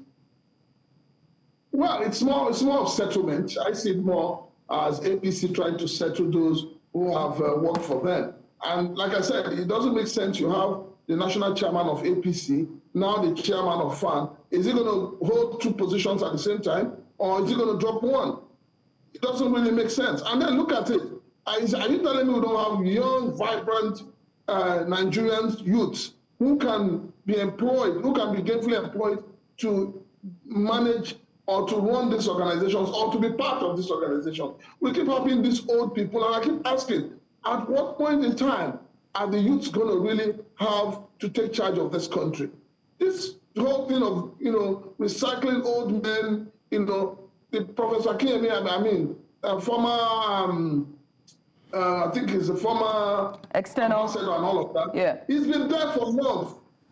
So what do you, when we're talking of the Gen Zs, we're talking of, moving into AI and all of that. What are they bringing to the table? This is the question we're asking. What are they bringing to the table? Is it that Mr. President himself is trying to act as if he doesn't know what is going on? The world has moved on. Why can't we move on just like every other country in the world? Why must we continue to do the same thing the same way and we expect a different result? Things don't work this way. So I think that Mr. President should start thinking as if there is no box. So let's say this, right? Let's be fair, right? And besides just being fair, I unfortunately it's one of the banes of this job. But you talked about, the former governor Alhaji Abdullahi Ganduje being both the chairman of the APC and now appointed chairman of the Federal Airport Authority of Nigeria. Now, given his provenance of both positions, what does this signal about the interplay of political and public office intertwining? Well, unfortunately, Nigeria has not gotten it right. We have politicized everything in this country. And that is why Nigeria is not moving forward. Where we should apply professionalism, we politicize it. Where we should apply politics, we politicize it. So everything in Nigeria is politics. If you're not in the good books of Mr. President, if you're not a member of the ruling party, you seem not to be qualified to be employed or to be given an assignment. I strongly believe that the likes of Ganduje should settle and continue to be a party chairman and allow other people, other vision Nigerians to get employed or to, even if they're going to do it for free, but you need people who have vision. My problem with these appointments is that it is eroding professionalism and institutionalizing politics. Sir, I'm going to take you back to something you said about the youth involvement in governance here in Nigeria. While you say that the president should actually perhaps maybe let go of these old school politicians who it seems that he's giving settlements, according to how you have put it, there seems to be a dearth of available individuals who are young, who are youthful, who wants to rule Nigeria. Meanwhile, I'm here. No, Judith, not you. We need you here. But then again, the question is, where are these people? Where are these eligible youth? And why do we not have maybe even institutions that breed them? Or is this deliberate by the governments to perhaps keep its group of people, or in quote cronies, and then let the youth and the public suffer? The young people that can take this country to the next level are there. You don't need to look too far to find them. I mean, like she's rightly said, she's one of them. If you look very well, you'll find quite a number of young people, Nigerians, who are ready and willing, they can do better. Unfortunately, we have a political system that does not have regards for the younger generation of Nigerians. Everything is about the old generation, and you forget that the old generation would all die and move on. So what happens? If we don't prepare our youths of today for tomorrow, what kind of country are we building? So anybody saying that the youths are not available, there are youths. Every year, the National NYSC keeps chunking out a lot of people from various universities. We see people coming out with first class and all of that. Are these people not qualified? Can they not add value to the value chain of Nigeria? Can they not do something to move Nigeria forward? Mr. Chilaka, Sheyi Tinubu is aspiring. Is he eligible? I'm not in a position to say whether he's eligible or not. And he has not come out to say he's aspiring. There's people who are saying they want him to contest. Let him come out and say he wants to contest. Then we'll begin to talk about that. Now, let's look at the appointments, right? So we've seen Magnus Abe, we've seen Abdullahi Gandoje, we've also seen Professor, just to get him correctly, forgive me there, Professor Bolaji Akinyemi. So this sort of leans, when you look at all the appointments, sort of lean to consideration of regional representation, so to speak. Do you think that that is the intention here? And does this approach promote, national unity and inclusivity? To be fair. Well, when you talk about national unity, I think that the government should focus more on sorting out the issue of insecurity in the land and sorting out the issue of identity. Appointments do not create unity. Let us be very honest with ourselves. A country where we're still, immersed in a state of origin as against state of residence is not about unity. Unity means that if I am in Lagos and I'm born in Lagos, I should be able to contest every position in Lagos without somebody telling me, oh, you're from the Southeast. That is unity. So if government is talking about unity, appointment is not unity. And the kind of appointments we see is not unifying this country. The appointment we see is settlement appointment. So I'm one of those who don't believe that appointment is a way of unifying Nigerians. No, there are better things, there are better ways of unifying this country, and those who are leading this country, they know how best to do it and how to be able to unify this country. Nigeria, yes, needs to be unified. But first and foremost, we need to tackle the issue of insecurity. We need to tackle the issue of agitations. A lot of people are making agitations here and there. We need to address this. When you address these agitations, you address insecurity, then we'll be talking about unity. So, sir, now these appointments and appointees are here to stay, but how do you see this affecting maybe policy impact or governance outcomes? I know for sure that there's going to be a battle because Mr. President has already drawn the line, and the management of these organizations are going to try to do everything to sideline this chairman that's been appointed because they're non-executive, and that's going to bring a serious war. And I don't see any changes. All I see is that they're going to spend the next 1 or 2 years trying to assert themselves, trying to gain power, trying to gain authority, and that's what you're going to see. Because these people that have been appointed as chairmen, these are political bigwigs within the APC. And they would want to push everything down the throat of the management of these parastatals. And some of them will, refuse and fight back. But at the end of the day, it's going to slow down the process of whatever developmental programs they have. I must say at this point, let's talk about something that is very critical and this administration said they were going to do, which was the implementation of the Stephen Oronsaye's report, the merging of MDAs and also downsizing and trimming the fat. But with this new non-executive appointment and also with the last cabinet reshuffle, the question needs to be asked, is the implementation of the Stephen Oronsaye's report ever going to see the light of day, or is it just going to be another file that will be gathering dust for the sands of time?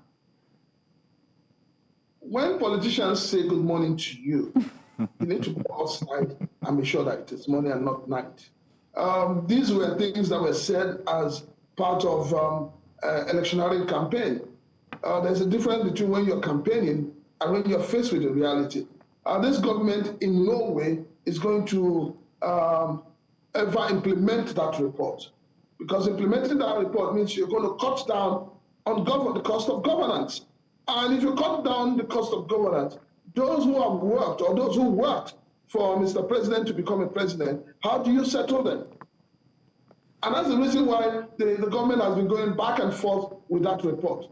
They are not going to implement that report because that report means that a lot of people who have worked, like this appointment we have now, it wouldn't have come up. You sack 5 ministers, you bring in 7 more. I mean, how is that helping with the cost of governance?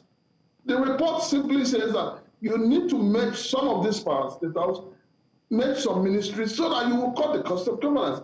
I mean, this government is not. How many SAs or how many SAs do the president have in terms of those who speak for Mr. President? There are about 12 or 13 of them.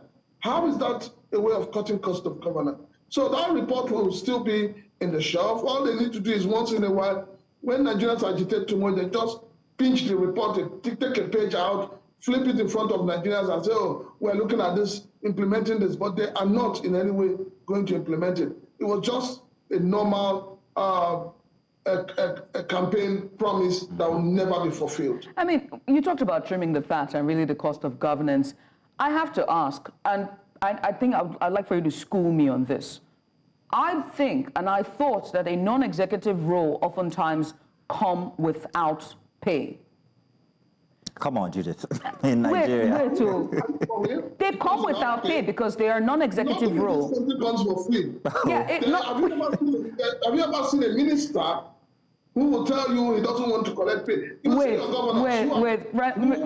Mr. Chilaka, hang on, I'm going somewhere. So if you're a non-executive and you're a member of a board, a non-executive, oftentimes it's an advisory role, right? So it's a one-time payment thing that you do. You be part of the board. You come in for the meetings, which often happen either at the end of a quarter, doing a year or end of year review or something of that nature. And so if we're trimming the fat, I think it's important that we talk about, what this will cost us.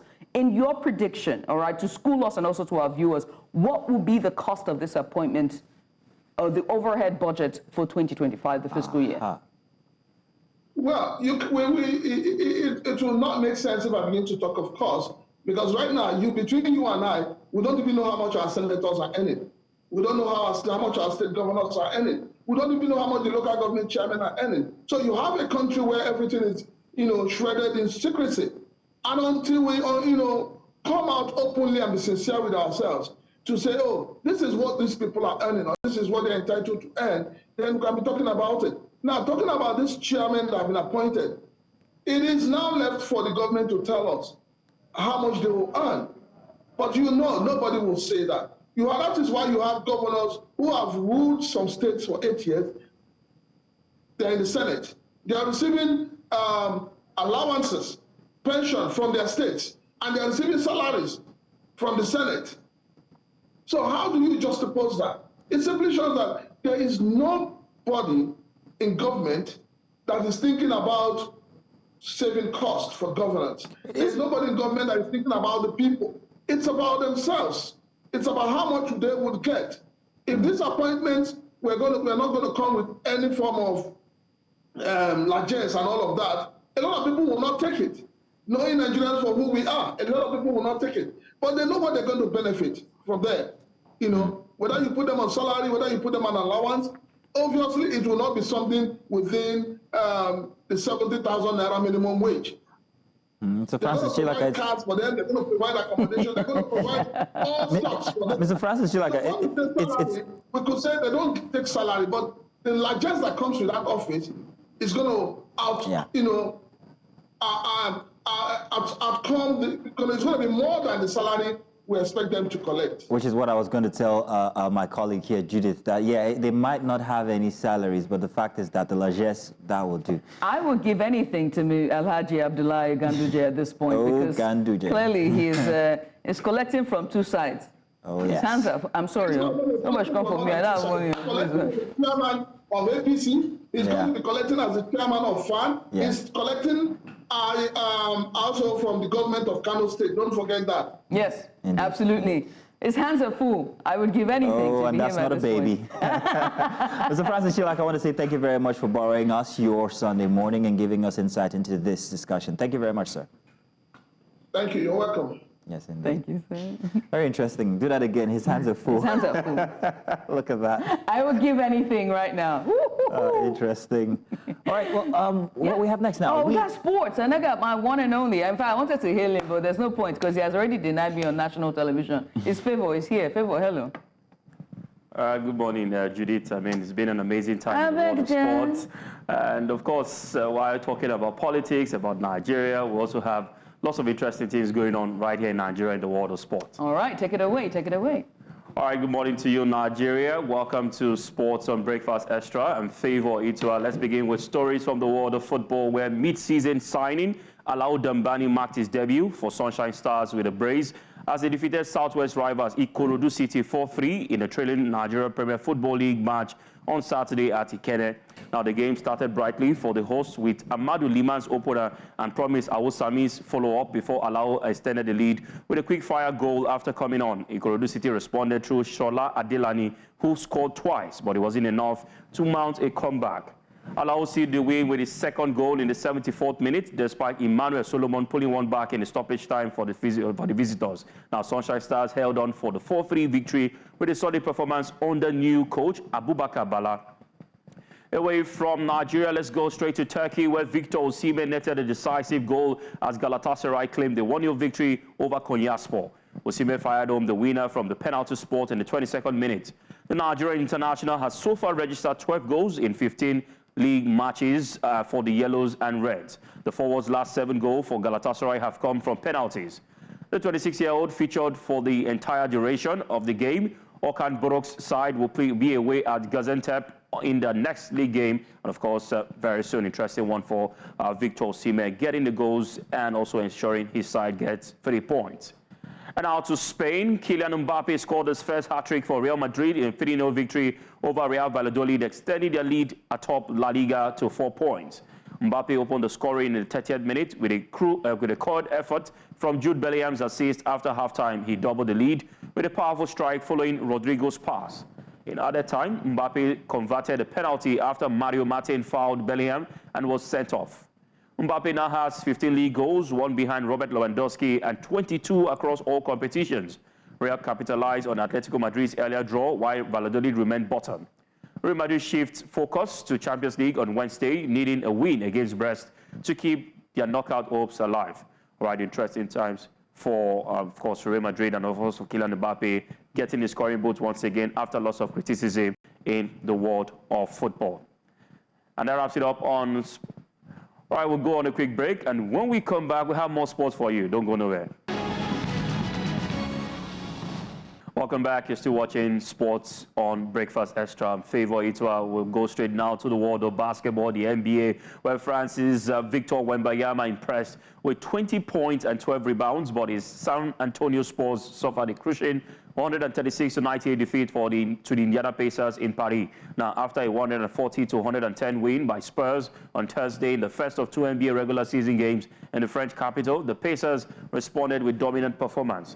Tyrese Haliburton led Indiana with 28 points, while Pascal Siakam added 23. Harrison Barnes contributed 25 points for the Spurs at the Accor Arena, but it wasn't enough to prevent the loss. This marks the 4th year the NBA has brought regular season games to Paris, with Wembanyama returning to the city where he previously played for Metropolitans. That's, of course, in '92.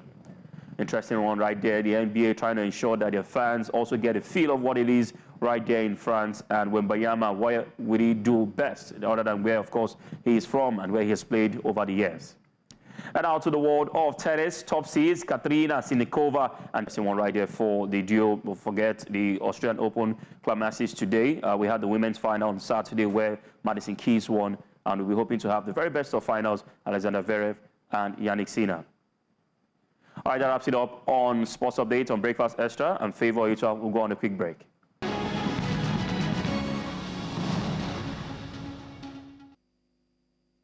And you're welcome. Now it's time for the news, at least the headlines this hour. Now, President Bola Tinubu has welcomed the intervention of the Finnish government with the arrest and detention of the self-proclaimed leader of the proscribed indigenous people of Biafra, Simon Ekpa. Tinubu said the government would not tolerate actions and statements that could lead to divisiveness among citizens. The president spoke when he received the letter of credence from the Finnish ambassador to Nigeria, Sana Selin, at the State House.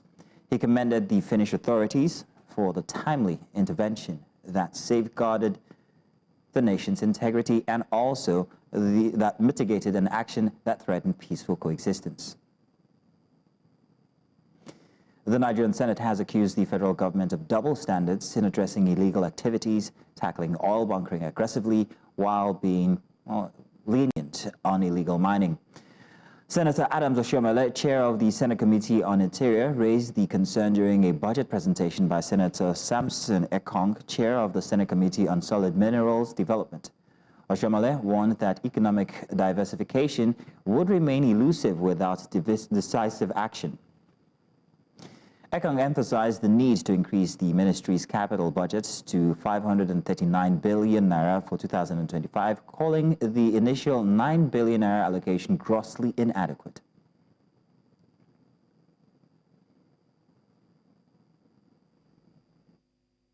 Any part of Nigeria where you don't have solid minerals, even in the south.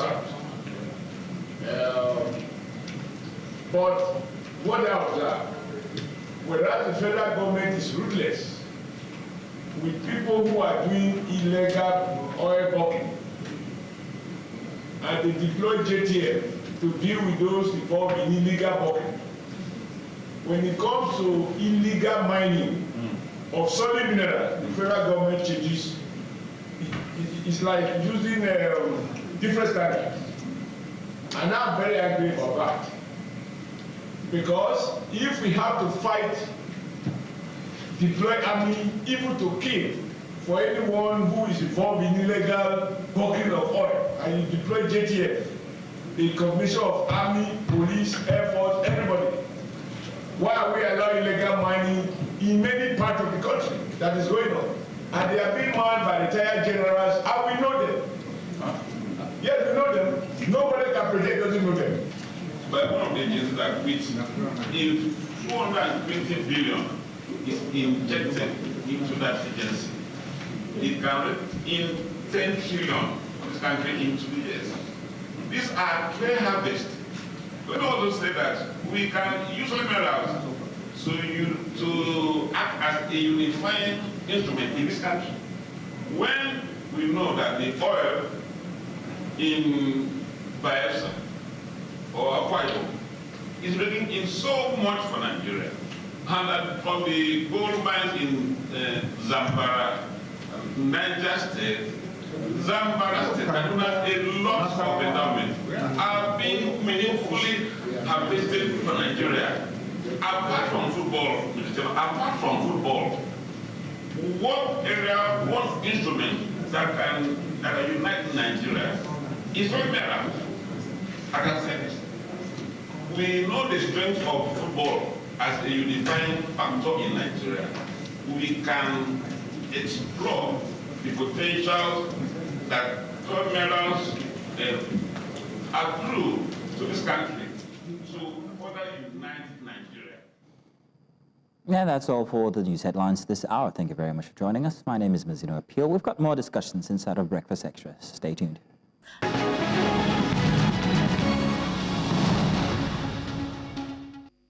And you're welcome to our new series for 2025 here on Breakfast Extra. It's called A Better You. This is our small gift to you for this new year to make you a better you, literally. If your goal is personal finance, if your goal is more money this year, financial stability and financial freedom for this year, then we've got just the episode for you. Today, joining me on this small segment called Better You is none other than personal finance guru, and she is the CEO and founder of Money Africa and Ladder. It's none other than Tosin Olaseyinde. She is a personal finance guru personified, and her passion is all about financial stability and financial freedom for Africans. And we're about to get into a very, very insightful conversation for today. Tosin, thank you for joining me. Thank you so much for having me. I'm excited to be here. I'm excited to have you. So let's just jump right into it, right? Many persons at the 31st of last year, 31st of December 2024, said to themselves, I want to be a better person with my money. What is the tips you would give somebody who wants to get started in their personal finance journey? So everyone who is thinking, this is my year of financial literacy, or this is my year of financial independence, the very first place we want them to start with is their mindsets. They need to have honest conversations with themselves. Sometimes we shoot too high or we shoot too low. And there's really nothing that's too high. But when you're looking at certain parameters, you have to be realistic. Right. So having that right mindset is the most critical journey. Now, personal finance is 80% mindset and 20% knowledge. Wow. I like to liken it to be, your knowledge is like a viable seed, a fantastic great seed, and your knowledge is a soil. If you put this fantastic seed into a poor soil, like a sandy soil, that seed is going to die. So if we do not prepare the mind, even when we get the money is not going to stay. So we want to work on the mind first. After we've worked on the mind, the next thing we want to do is to write down those goals. Right. 41% of the people that write down their goals, they actually see it happening. So you have to write down those goals. Now, you have to break it down into 3 segments. We have the short-term goals. This is anything less than a year that I want to achieve in 2025. We have medium-term goals. I'm thinking of 2 years to 5 years. And we have 10-year goals. Your 10-year goals is where you get delusional. Let them think you're crazy. Go and write it. Dream. Be delulu. Go and dream. Medium-term goal, we want to be soft, realistic. We're transitioning. We're dreaming big. But for our 1-year goal, we have to actually look at the numbers and we have to be honest with ourselves.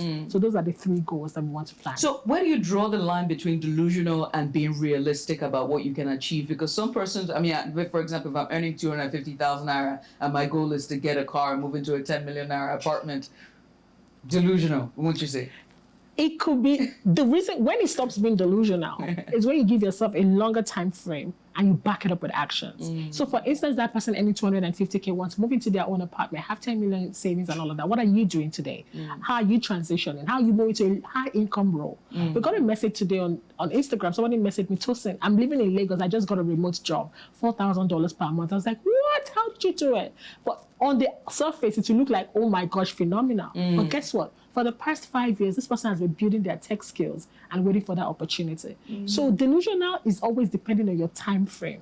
Because the truth is, go back to Amazon's videos about 20 years ago in his BQ, dreaming. Tiny apartment. Exactly. So you can be delusional, just give yourself a longer time frame. So you can be delusional, give yourself a longer time frame. What about those who start out really well, then fall off? You know, they leave the course of their action and they're like, thrown in the towel, giving up, or something's come along the way, or they just forget about their goal entirely. How can I stick to the cause, stick to the chat and take me to the end. So every time I talk about falling off, which actually happens to more people than we think we do. Yeah. If you speak to a lot of people in their 60s, they will tell you, oh my gosh, I wish I followed through. I wish I continued and things like that. So falling off is a big, big risk. Now, let me show you the scenario. Imagine I have a foundation. I built a house. I built my house all the way to the top. I crashed it. I started again. After a while, you get fatigued, you get tired, and it comes at an opportunity cost. All the time you spend rebuilding can be spent elsewhere, just sticking to the route, to the plan. So what can we do? Number one, forgive yourself. Way too many people need to forgive themselves of past errors. I remember meeting a lady, she's now in her 50s, and she was talking about how they defrauded her like 25 years ago. She had not moved on. Yes, she's still hurt and she's still holding. That was like the pinnacle of her sliding, and she just never got back up. You have to forgive yourself. If you don't forgive yourself, you might struggle to move forward. You have to forge through. The mind that helped you to make that money in the past, that mind can help you again. As long as you're alive and that head is still there, it's possible. So forgive yourself. Number two, honest conversations. What mistakes did we make there? Sometimes people take too many risks. They were too aggressive. They went into illiquid assets. How am I not going to make the same mistake again and stay on path, right? And then the next one, now we are charting a new plan, and we want to follow through. The last but not the least, we want to get a society, a community. That's important. Like-minded people that are going on that journey so that you can spark up each other and cheer each other on. How would you advise those who are very entrenched, for example, they're in the medical field or, engineering or media like myself that is 24/7? How can they diversify to get more income? This is a very honest question. I'm very glad that you asked me, because the truth is we keep talking about side hustle without talking about the costs that comes with it. Right? We've seen people lose their main job because of side hustles. They've done it as a compromise at the main job that is feeding them. So it actually does happen. The truth is not everyone will be able to have a side hustle, and this is just the honest truth. Some people really need to build their skills so well and be so good at what they do so that eventually they can transition. The truth is not everyone can do side hustle. So if every time side hustle is being given as a solution to any more income, it is not applicable to everyone. So for those that are in such field, like they're doctors and they're working media or they're concentrating, you have to give yourself a timeline. And you also have to say that after a certain while, like maybe this is not, giving me the maximum kind of return and I'll need to pivot. But the truth is not everyone can run a side hustle side by side and thrive in it. How best can I make my money work for me? Well, that's a term, that's a phrase or saying, make your money work for you while you sleep. Earn money. Please, how does it work, Tosin? Okay, great. So there are two ways to make money. We have the passive income and we have the active income. The active income is our 9 to 5, like my job, like I'm speaking to you now, and you also doing your job. We have to be there every day. That's the active income. The passive income is when you put money away and you go to bed. Now, talking about passive income, many people think that it has to be investment heavy, and that's not true. I love to use a scenario. About 14 years ago, if one had put 100,000 naira in Netflix, it's worth 14.5 million naira as of today. Imagine somebody did that in multiples. So now the next question they will ask me is, Tosin, what is the next Netflix? I really do not know what the next Netflix is, but I do know that you have to just be investing regularly. There's something called an S&P 500 that we talk about a lot. It tracks 500 of the largest companies in the US. It's a nice investment vehicle to get into to help you to invest, and then you can track it as time goes on. So this is one of the tools, and we just have to continually deposit and keep investing, right? And then it grows over time. So I remember I was doing a scenario and saying that a person invests about $50 every month from their 20s. By the time they retire, it's about $1.08 million investment just because they were investing $50 every month, just showing how possible it is with little tranches of income. But it has to be over a long period of time. And if you do not want to wait for a long period of time, one has to be a high income earner so that one can deposit higher amounts and achieve it over a shorter period of time. So it's like a catch-22, right? So either you wait long term or you look for a more high income skill that can make you make larger deposits and invest. There's one thing we have to talk about. Tell me. Debt. That's a major challenge. And we're now in a climb in our community or in our society where there's pay loan apps and people have, access to small loans and, payday loans. But these loans come with very high interest rates, They're predatory.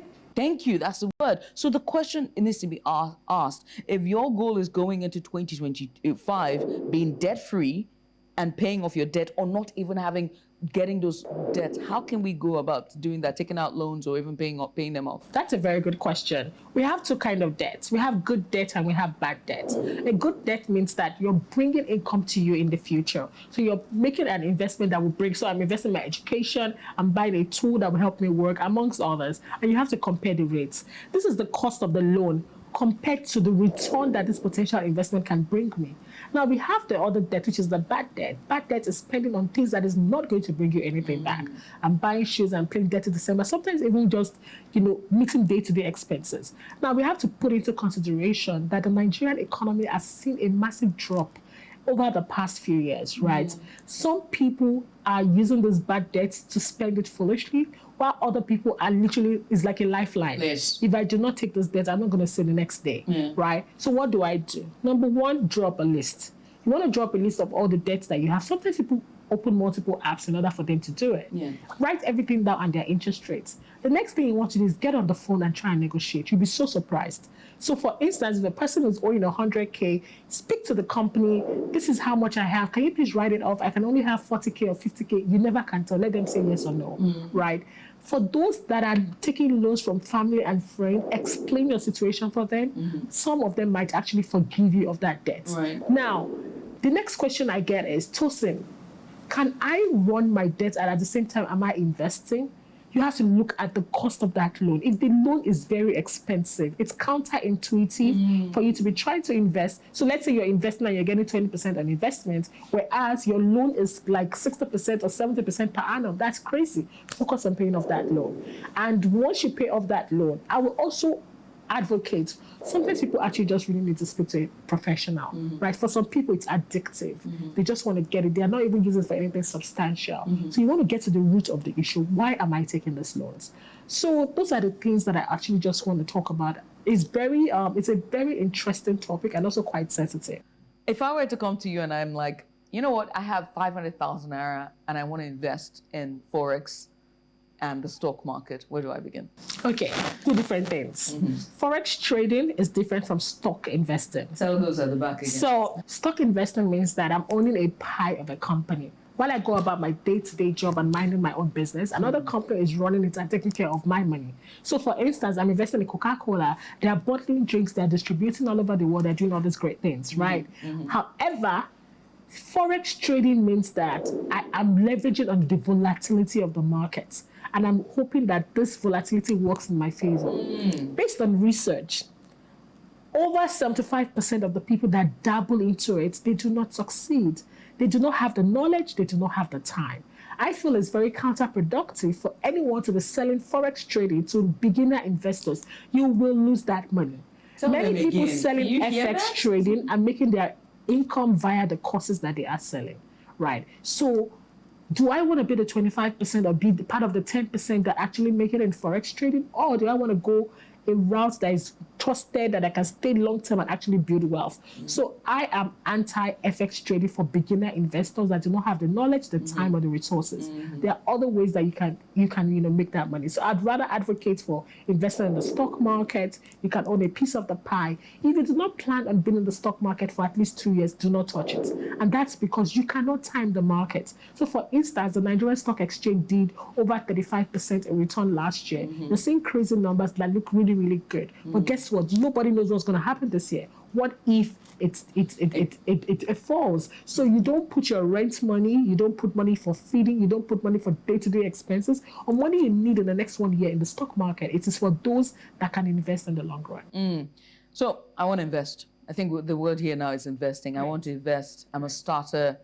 You just said that I shouldn't go into Forex now because it's not for greenhorned, bushy-eyed, bushy-tailed, green-eyed individuals like myself.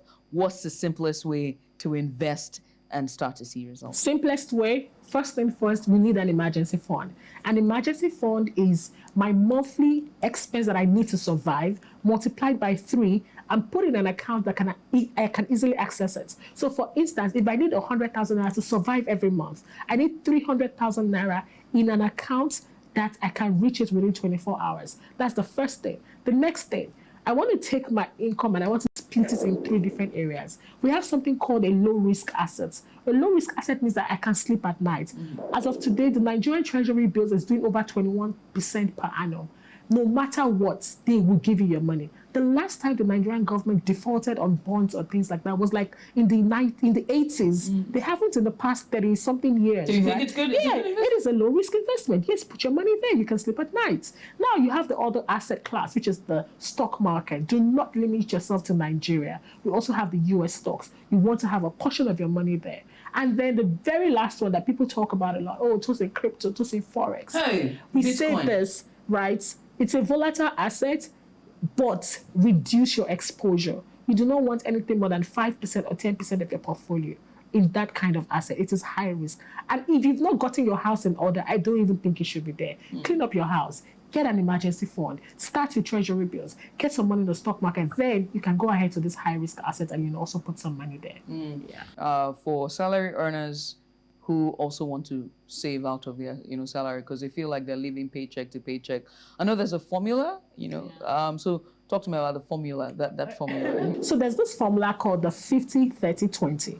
The 50-30-20 means that 50% of my income is going towards essentials, things I need to survive. So I'm talking about rent, electricity, food to eat, amongst others.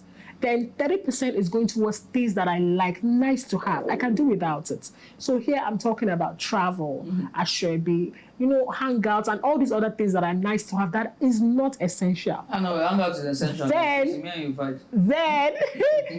we have, maybe excessive hangouts. Oh, yeah, okay, there we go. Then we have 20% that goes towards just saving and investment. But we also have to take into consideration that, based on data, the average Nigerian spends about 60% of their income on food. So the truth is, not everyone's 50% of their income will cover rent, electricity, food, and all of that.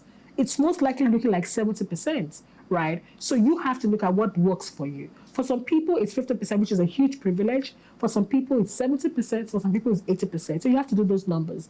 And whatever is left, go ahead and invest and start saving.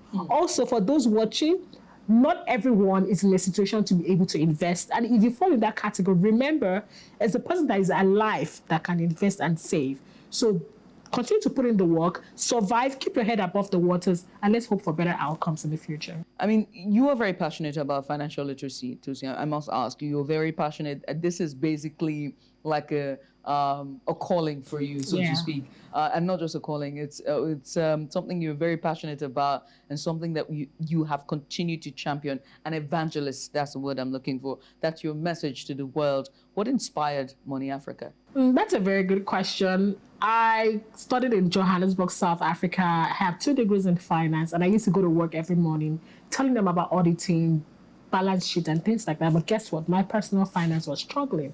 So a few days before I came back to Nigeria, I went for a fashion show and I packed my car. When I came out of the fashion show, my car was stolen.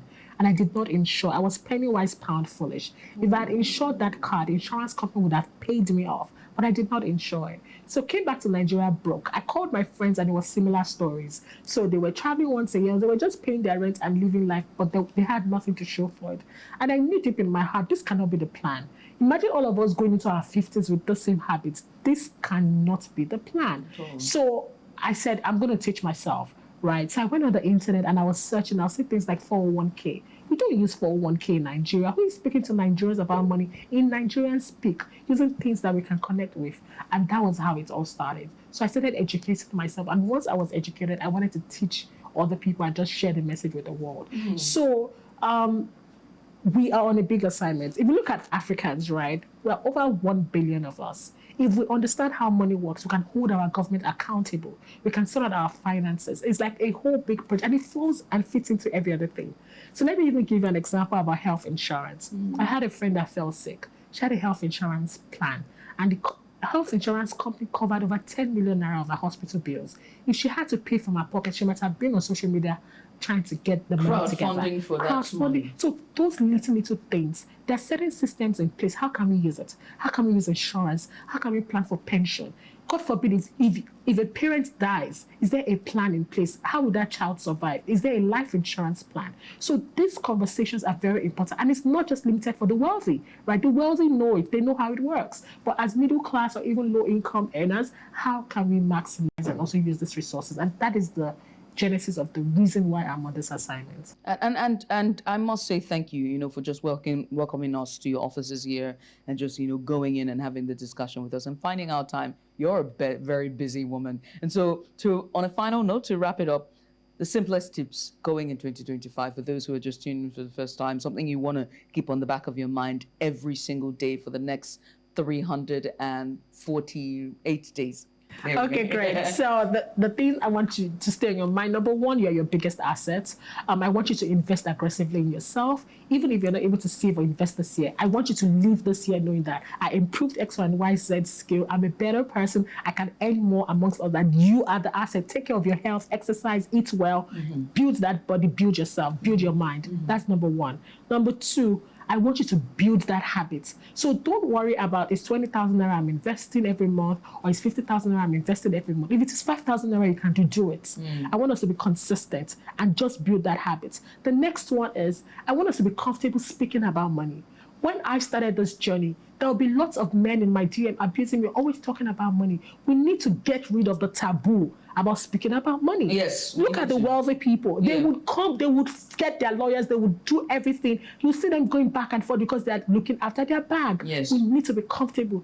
Comfortable talking about money, negotiate, ask the questions, speak about it, scrutinize the contract. You want to be, let money be your friend. Yes. Let it be your right-hand neighbor that you are comfortable and talking about. Yes. That's number three. Number four, we want to protect. The wealthy people protect your reputation. How are you perceived? This is not a situation of how people think you're the most beautiful or you're the tallest. No.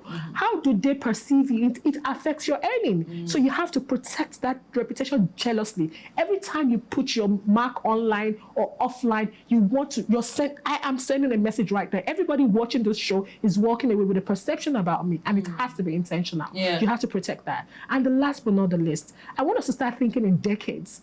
Many people are thinking of 1 year. What is going to happen in the next 10 years and how am I positioning for it? Right. What is the next 10 years going to look like? So we overestimate what can happen in a year and we underestimate what can happen in 10 years. 10 years, that's the magic number. 2035, what is that going to look like? And I want you to go chase it and look after it with everything that you have. And thank you, Tosin, for very insightful discussion. I must say, for everyone that has been watching, I do hope that you have taken something from this. I know, for myself, I've taken a truckload of advice, tips, and tricks to make me a personal finance guru, but most importantly, financially stable and independent for the year 2025.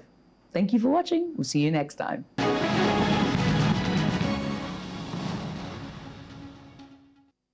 New segment here for Breakfast Extra, Better You, and we'll be bringing you more of that as the year progresses. But welcome, this is Wellness Central, where we spotlight the health challenges that impact our communities and also the solutions that can make a difference. So today, we're addressing an issue that often goes unnoticed but has profound consequences: period poverty. In Nigeria, millions of girls miss school every month because they can't afford menstrual products like pads and tampons. The escalating cost of these essentials has put them out of reach for many, leading to absenteeism, low academic performance, and even dropping out of school entirely.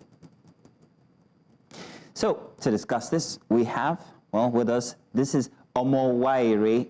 Dr. Omowaire, did I get the name right? Omowaire, yes. Omowaire, yes. We had to practice for that one. Ayodele Omowaire is in the studio here with us. Thank you very much for joining us.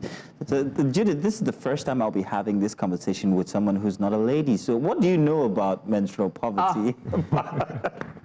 Just a joke. Well, welcome and thank you for joining us on this topic. Judith, please. Oh, yeah, I mean, of course, menstrual poverty is period poverty is a conversation that is coming to the fore even more. And I think is very, very much important. So let's start by understanding the scale of this problem that we have and, how prevalent is period poverty in Nigeria. All right, good morning. So, period poverty, as we all rightly know, a lot of people know around the world, it's been a problem across ages, like many issues we solve around the world. It's something we always need to talk about because we have backloads of women all around the world who are not still privy to the information of proper menstrual health, proper menstrual hygiene, and then every day we give birth to women, every day we give birth to children, so there are more people entering the puberty stage who needs to know this, and this becomes a problem because we have a backlog, we have others coming in, and everybody needs to have access to this information. This is why now population around the world is escalating beyond reach, and then we need information to reach as much as maybe twice what we have maybe 10, 15 years ago. We need to do more right now. So that's one of the reasons why period poverty needs to be spoken about more. Has to be brought to the fore. Yeah. We have a package put together that we'd like our viewers to see based on this situation. So let's take a look at that, and when we come back, we'll continue our conversation with Dr. Amo Wairi in the studio here. Menstrual hygiene is a crucial yet often overlooked aspect of girls' and women's health. In Nigeria, an estimated 37 million women and girls experience period poverty, meaning that they are unable to access or afford menstrual products like pads and tampons, but also pain medication and underwear. It is a situation that remains largely unaddressed within the society, even as the escalating cost of sanitary pads over the past 5 years has made the problem worse, putting an essential product out of reach for a large portion of the population. But there are people working to raise awareness of the situation. Medical students at the Lagos State University have taken it upon themselves to start the Pad a Girl Drive, an initiative aimed at raising awareness and empowering women and girls with vital knowledge and free sanitary pads. The goal for this event was to bring awareness for the need for menstrual hygiene, and also make awareness for women and young girls to ensure that they have a good reproductive and sexual health, so that we will have, togetherness and also empower and uplift women. There was an engaging medical seminar with Dr. Alima Olalere and Dr. Obasonya Akinola. Dr. Alima Olalere emphasized the numerous health benefits of proper menstrual hygiene, debunked common misconceptions, and provided practical advice for better management. When we are bleeding, what are the things that we use to protect it, to cover it, so that our cloth is not going to be soiled? One of it is the pad that we are here for today. That every girl should use the pad. Some people use cloth to cover when they are menstruating. Why some people use tampon? Students actively participated in the session, asking insightful questions which led to deeper discussions. Many attendees shared their excitement about the Pad a Girl Drive, applauding its effort to break the stigma surrounding menstruation and support menstrual health awareness. Informative session, it was very necessary.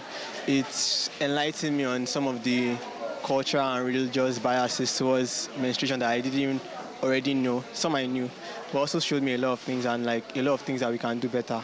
That is to always take care of the girls that are having their periods. So I think that it's a very important initiative. There's the possibility to think that as medical students who can afford medical school, we don't exactly need something like this. But I think that it's actually not true, because we are going to be future medical practitioners. If each of us actually know the importance of advocacy when it comes to Pad a Girl Drive, then we're able to, in each of our own disciplines, actually push that initiative and make sure that every woman gets the care, gets the affordable care, affordable menstrual hygiene that they can afford, that they actually deserve. They can always focus on their health, irrespective of the economic situation in Nigeria now. We all know it is very, very harsh. So we have an alternative. It's advisable that women use the sanitary pads, but even if they can't afford it, there are other alternatives. We have the cup, we have the tampon, we also have the reusable pads in which they can use. So the men also, I want the men to also support them, because men are fathers of these women, they are husbands to these women, they are children, sons to them, uncles, friends. So men also have to support them, provide both moral, physical, and social with emotional support to make sure that these women, during this particular time, every month, they get the best care and they can also improve in their health and hygiene. With initiatives like the Pad a Girl Drive, the conversation around menstrual hygiene continues to gain momentum, empowering young women and breaking stigma one step at a time. Interesting package there, and it's very interesting to see that along with you, there are other male individuals who actually are driving this process, the Paddy Girl drive, for instance. But I wanted to talk about this. How important is it that male individuals, whether sons, daughters, or whether sons, uncles, or so-and-so, like we heard Dr. Haroon there say, how important is it that they also be a part of this drive, initiative, All right. movement? Thank you so much.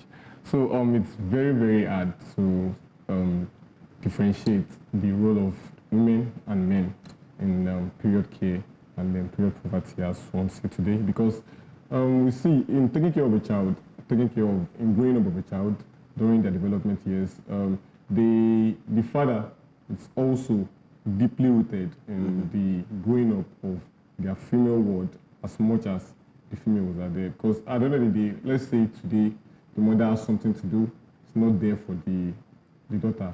That falls on you, the man. Falls on the man. And then they have uncles, like I said, they have friends. And so everybody should know, because everybody should be involved at the end of the day. It's not a woman thing, it's not a man thing, it's everybody's thing. And it's a very, very serious issue. Okay. Very, very serious. Very serious indeed. I mean, let's talk about the misconceptions and stigma around about menstruation in Nigeria, and how it contributes to the problem that we're facing when it comes to period poverty, and how best can we tackle this stigma and cultural misconceptions.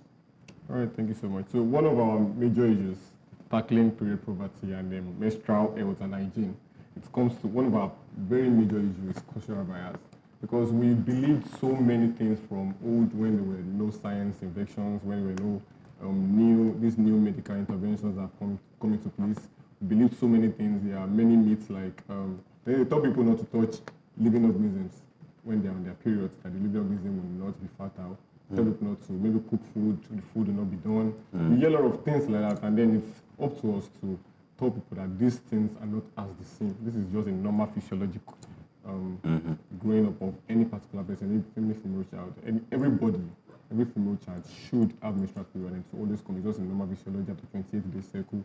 It should come. But then people do not understand this. We still back in our old days, still believing things that are not, and it's up to us to. This is one of the things we do to educate us, to break us from the yoke of this misconception of cultural bias. So all these things is just normal. A child should, after particular days, shed off the lining of the uterus, and then menstrual cycle just 5 days. After 5 days, are done, and it should just be like that. So it should be linked. Someone's going to be watching this and saying, so how does a lack of menstrual products affect girls' school and their education? I mean, what exactly is it? Is it not just blood? Is it not just period? Why do you know all these women say for their wala? Address it. No, it's not just that. We should not look at it that way at any particular point. Period sometimes is not just about the blood. It goes mental also. So I sometimes I just imagine a teenage girl, let's say 9. I don't want anybody to miss what you're saying, so I'm going to fix it other. And just let's take a very short break so that we can get that technical issue fixed. Do stay tuned. We've got more to discuss here regarding this issue. We'll be back.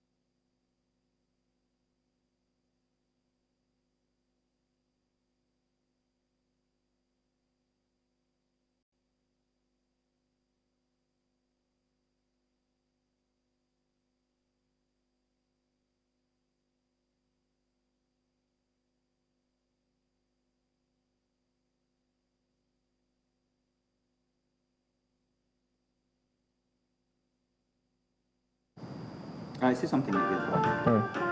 Good morning. Let's put your chain inside.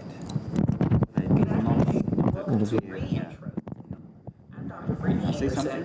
Good morning, I'm Omar.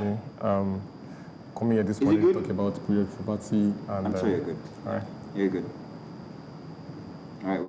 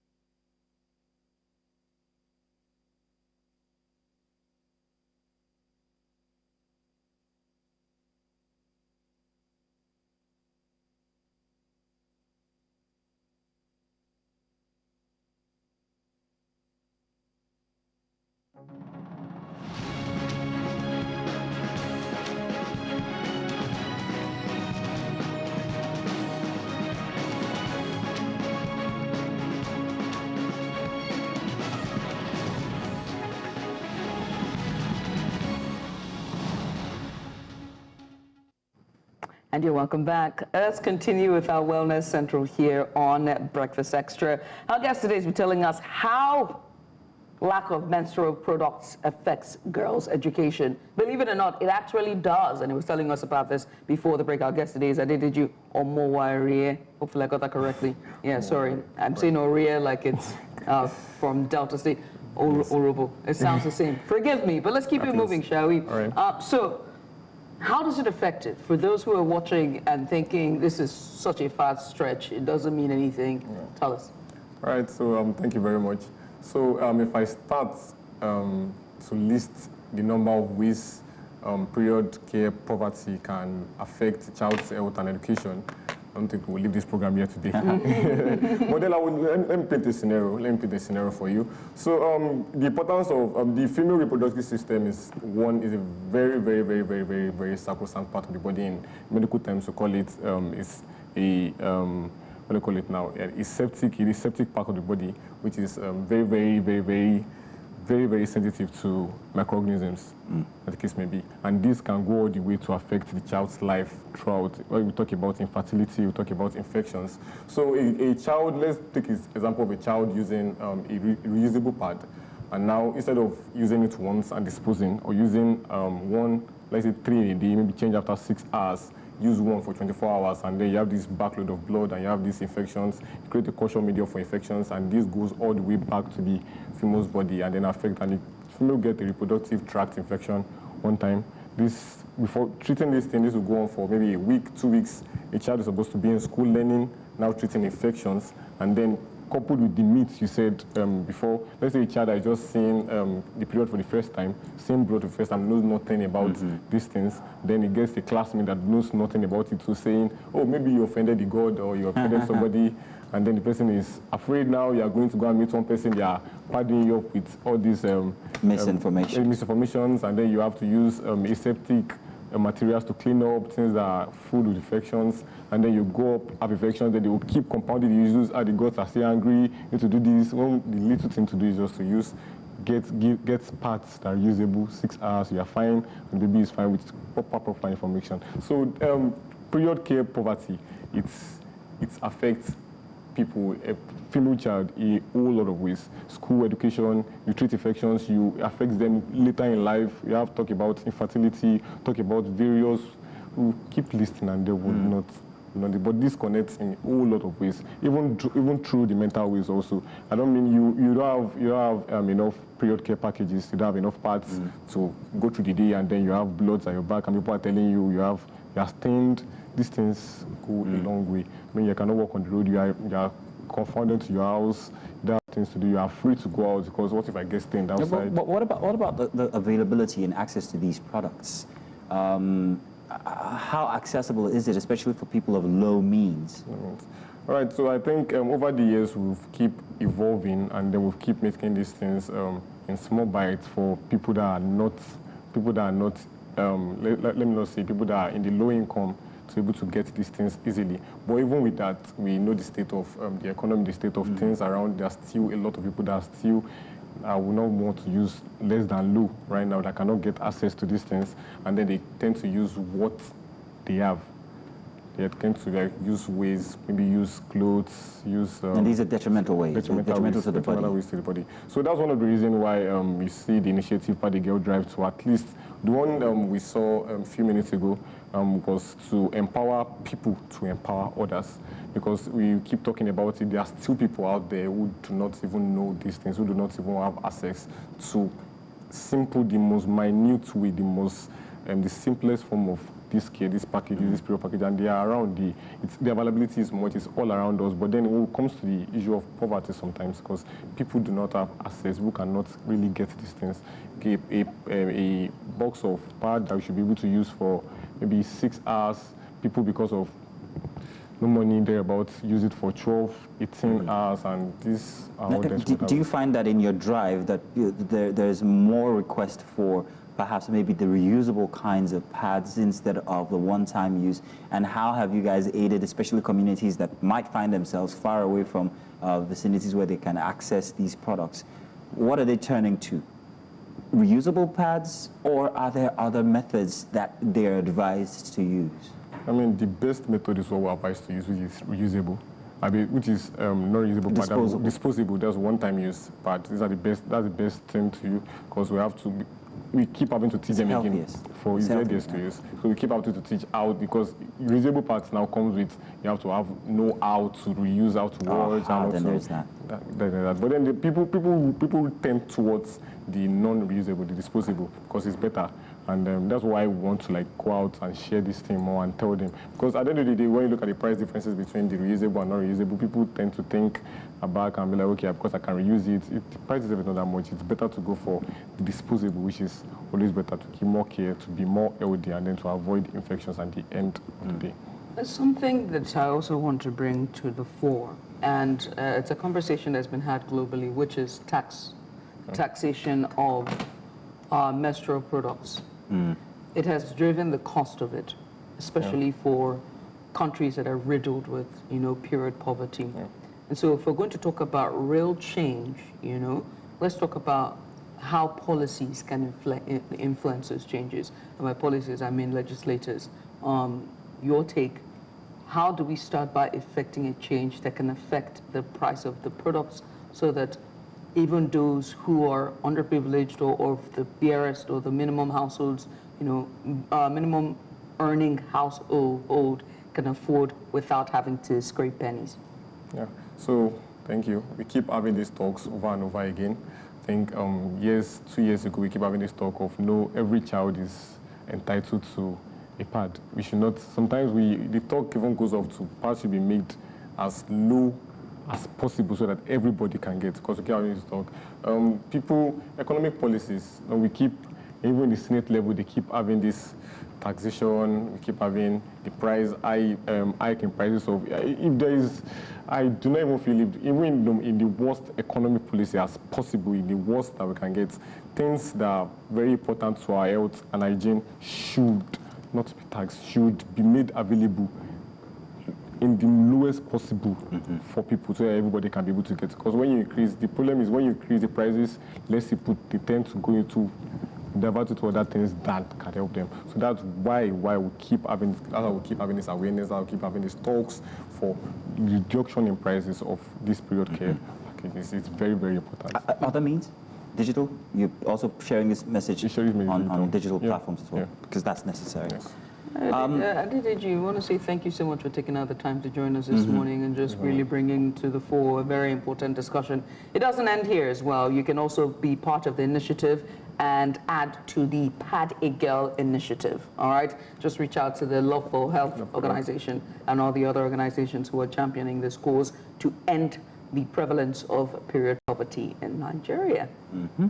Well, thank you very much once again. And that's it for our show here today because we are rounding things up for the weekend. It's been a very explosive, interesting weekend since yesterday, and thank you for everybody who joined us yesterday and also here again today. We'll have pieces of this up on YouTube, so feel free and make sure that you guys visit YouTube and, well, you can watch again or at least share with others. By the way, Mondays to Fridays, we might not be here, but we'd like you to join our team tomorrow for Breakfast Central, which I've been auditioning for since after Osarage. Well, too late, because you have another person stepping in. Benga Aborowa is coming on, is stepping in to replace Osa. They didn't tell. Why did I wear this suit then? Osa is leaving. Osa is left already, which has been a very solemn mood for us here. We already miss him, but Benga is more than capable. That opportunity is gone. To fill that seat. So join the duo, and that's Olive and Benga tomorrow from Monday. Would have sounded better as Olive and Mazzino, but it's okay. Now what? It's okay. Ladies and gentlemen, thank you once again. Bye-bye. My name is Mazzino Appeal. I'm Judith at TV. I'll see you on Saturday. Bye-bye.